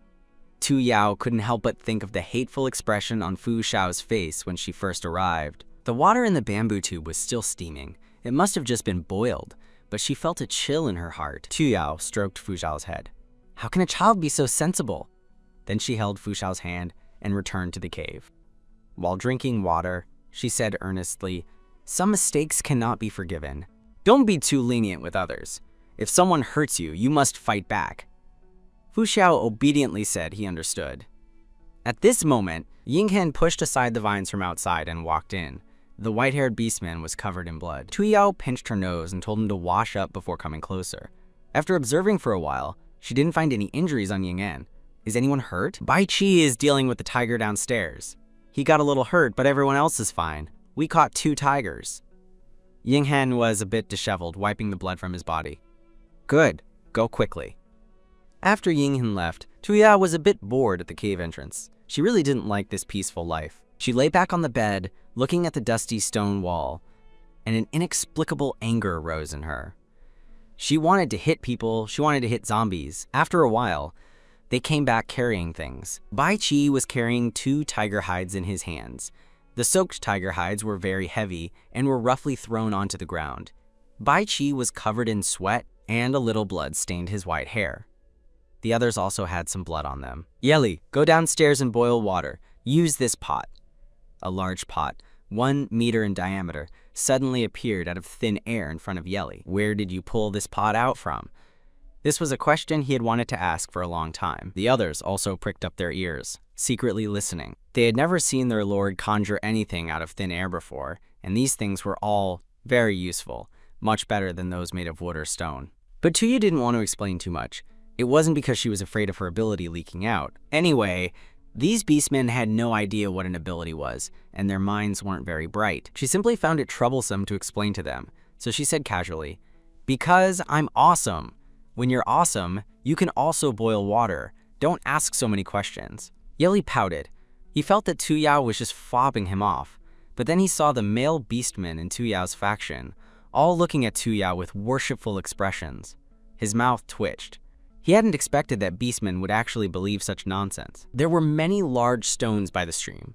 Yeli picked 2 stones that were close together, then brought another one from elsewhere. He held the large pot with both hands and placed it in the water. The flowing water quickly filled the pot. The iron pot full of water was very stable on the stones. At this moment, Yingyin came over with a lit torch and a stack of dry firewood. When Yeli lit the fire, Yingyin left. Yeli sat alone in front of the pot, idly adding firewood. Suddenly, he thought of something and looked up at the cave entrance. Now he was alone. If he ran away now, Tuya and her males definitely wouldn't be able to catch him. But he looked down at his briefs and his still unhealed wound. Forget it. Wouldn't it be a loss if I left before my injury healed? So he continued boiling water at ease. Gradually, bubbles began to appear in the pot, rising from the bottom, vying for position. When the water boiled, Yeli called Tuya down. Shi also came down with her. Tuya saw that the water was very clear and had no impurities, so she told Shi to bring the bathtub from the small cave and pour the water into it. Remember to leave a small bucket in the cave for drinking. Shi carried the bathtub out. After setting it down, he was about to grab the pot. Luckily, Tuya stopped him quickly. "Don't touch the pot, it's very hot. It'll scald your skin off. Use a small bucket to scoop it in little by little. Leave the last bucket for drinking." Looking at the black pot, Shi naturally believed their lord's words unconditionally. But he looked at his super thick palm. This was an emotionless iron hand that could kill a stray beast with one blow. What would happen if it got scalded? Thinking this, he put his palm on the bottom of the pot. Tuya was already heading to the small cave, preparing to take a bath after. Shi brought the bathwater over. But after he turned around and walked a few steps, he heard Shi's scream. Yeli, who was nearby, was already stunned. He had just seen Shi lightly touch the pot, and then Shi, in pain, immediately transformed into his beast form and started going crazy. Tuya walked back. When she got closer, she realized how large this Sika deer was. Even on all fours, it was twice her height. "What's wrong?" Hearing Tuya's voice, Shi calmed down. He raised his right leg and placed it in front of Tuya. His strong right leg was now covered in blood, and some of the flesh was directly stuck together from the scalding. It was clearly a burn. "Transform back quickly!" Tuya didn't know how to treat animal injuries. Shi transformed back into his human form. Tuya pulled him towards the river, wanting to put his hand in the stream first to cool it down. "Just put your hand in like this and rinse it for half an hour." "Half an hour? What's that?" Shi had never heard the term. Tuya slapped her forehead, a bit helpless. "Just wait until I tell you." Then she beckoned to Yeli with a hint of concern in her expression. "Were you scared?" Yeli nodded, then shook his head. He was a male. What was there to be afraid of if he just lost a layer of skin? Tuya praised him with certainty. "Not bad. Since you weren't scared, then you go fetch the bathwater. Be careful not to be like Shi." Yeli was startled by his abrupt change. He was just showing concern for him, but in the next second, she was telling him to pour bathwater? "What are you waiting for? Hurry up!" With that, she went to the small cave, waiting for her bathwater. Looking at the black pot, Yeli swallowed. He approached carefully, taking a long time to transfer the water to the bathtub. Then he went to carry the bathtub to the small cave. But when he exerted himself, it didn't budge. Shi, who was rinsing his wound by the water, chuckled at Yeli's struggle. "What are you laughing at?" Yeli roared at Shi. He was already annoyed that he couldn't carry it, and now Shi dared to mock him. After trying for a long time, he still couldn't lift the tub, so he had to go into the cave to ask for help from the other males. Bai Chi and Yinghin were weaving bamboo baskets in the cave. At this moment, Yeli walked in from outside the cave. "That water, I can't carry it. Can you come help me?" Yeli finished speaking and tightly shut his mouth. It was too embarrassing for a beastman. Ziye, who was wiping the table, stopped his movements. "Didn't Shi go? The former leader's strength. It's impossible he can't even carry a bucket of water. He's injured." Yeli said truthfully, Hurry up! Tuyao is waiting to take a bath. Zia didn't think much and followed Yeli, only warning him, "Don't call our lord by her name." Then, what should I call her? Do you want me to call her Lord? Zaya stared, unable to resist punching Yeli in the face. After punching, he curled his lips and mocked Yeli. "You, a mere stray beast, are you worthy of calling our lord by her name?" Yeli covered his face and looked at Zaya resentfully. He walked to the west side and took a look, and this one look made him panic. His eyes were red and purple. He rubbed them in disbelief, but it was no use. Zia had been standing by the bathtub for a while. Seeing Yeli kneeling by the stream, unwilling to come over, he got a little anxious. "What are you doing? Hurry up and come carry the water." "I'll go get Yinghan to carry it." With that, Yeli covered his face and ran back to the cave. He didn't want Tuyao to see him like this. A short while later, Yinghan and Zia carried the bathtub and ran towards the small cave. The two of them rushed in, hastily putting down the tub. Due to inertia, water splashed out of the tub and landed on Tuyao's feet. Tuyao's tongue pressed against her teeth. She remained silent and still.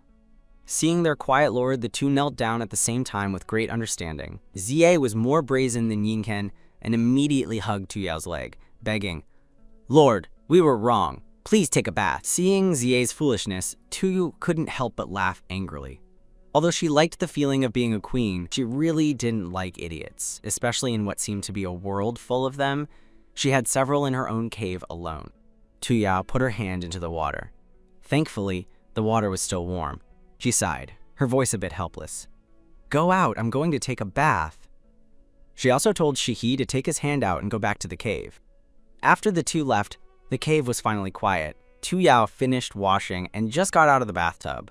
Wrapped in an animal skin skirt, her skin was already fair, and after bathing, it was even more translucent and tender. When the beastmen returned to the cave and saw Tuyao, they were all captivated by the petite female. Her exposed skin was as pure as snow. Was this still their lord? Yeli also stared at Tuyao blankly, not amazed by her appearance, but attracted by the aura she exuded. Yeli suddenly shook his head. That was close. He almost fell for this cunning female's trick. Tuyao came in and scooped a bowl of warm water with a bamboo tube and drank it. "I'm done washing. You all go wash." The male beastmen looked at each other, a bit silent, because everyone wanted to be the first to wash. At this moment, Zia was the first to move, incredibly fast, too fast to stop him, and he ran directly over. The remaining few could only secretly regret it. At this time, the only adult male beastman left in the cave was Yeli, who was squatting in the corner, head buried. Tuyu found it strange. Why is Yeli squatting there again? She tossed her slightly damp hair behind her and walked towards that side. Yeli could clearly hear Tuya's footsteps approaching little by little. He held his face even tighter. "What are you squatting here for?" "It's cool here. I'll squat wherever I want." "What's it to you?" Yeli's voice was a bit anxious. He prayed in his heart for Tuyao to leave quickly. Something's not right.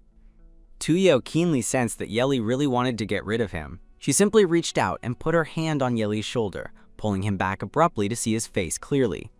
Yeli hadn't expected Tuyao to directly use force. He was seen. He quickly covered his face with his hand, but it was too late. Tuyao had already seen the bruises on his face. "What happened to you? Were you hit?" Yeli felt a bit uncomfortable being stared at. "Don't look, it's ugly. Ugly is ugly. Why are you males so concerned about your appearance?" Tuyao thought for a moment. In nature, males indeed cared more about their appearance. Only those who were good-looking could find mates. "Forget it, I won't talk to you about it." Tuyao knew he was fine, so she walked away relieved. She picked up the 2 tiger hides from the ground and placed them on the stones outside to dry. The next day, Tuyao walked back to the cave with the 2 animal hides. She designed a style. After finishing, Tuyao climbed onto the bed. Since the bed was very high, those below couldn't see what was on it. She took off her previous animal skin and put on the newly made white outfit. The previous animal skin was tattered and didn't fit well, but this one was different. It not only exposed her waist, but also tightly wrapped around her chest, and the shorts were also very fitted. Tuyao put them on, got off the bed, and asked, "How do I look?" The busy beastman heard the question and looked up at her. Tuyao, coming down from the bed in pure white animal skin, made her skin look even more snow-like and holy. Her graceful figure and long, straight legs undoubtedly made the beastman's blood boil. Her cute, doll-like face was now covered with a seductive charm, making it impossible to look away. Shi Yi stared blankly at Tu Yao, and a warm liquid flowed from his nose. Tu Yao didn't know whether it was Fu Xiao's kindness, but Fu Xiao pulled his animal skin skirt and told him that his nose was bleeding. Seeing that they didn't speak, Tu Yao was first surprised, then she smiled. They must have been captivated by her. It seemed her craftsmanship was really good.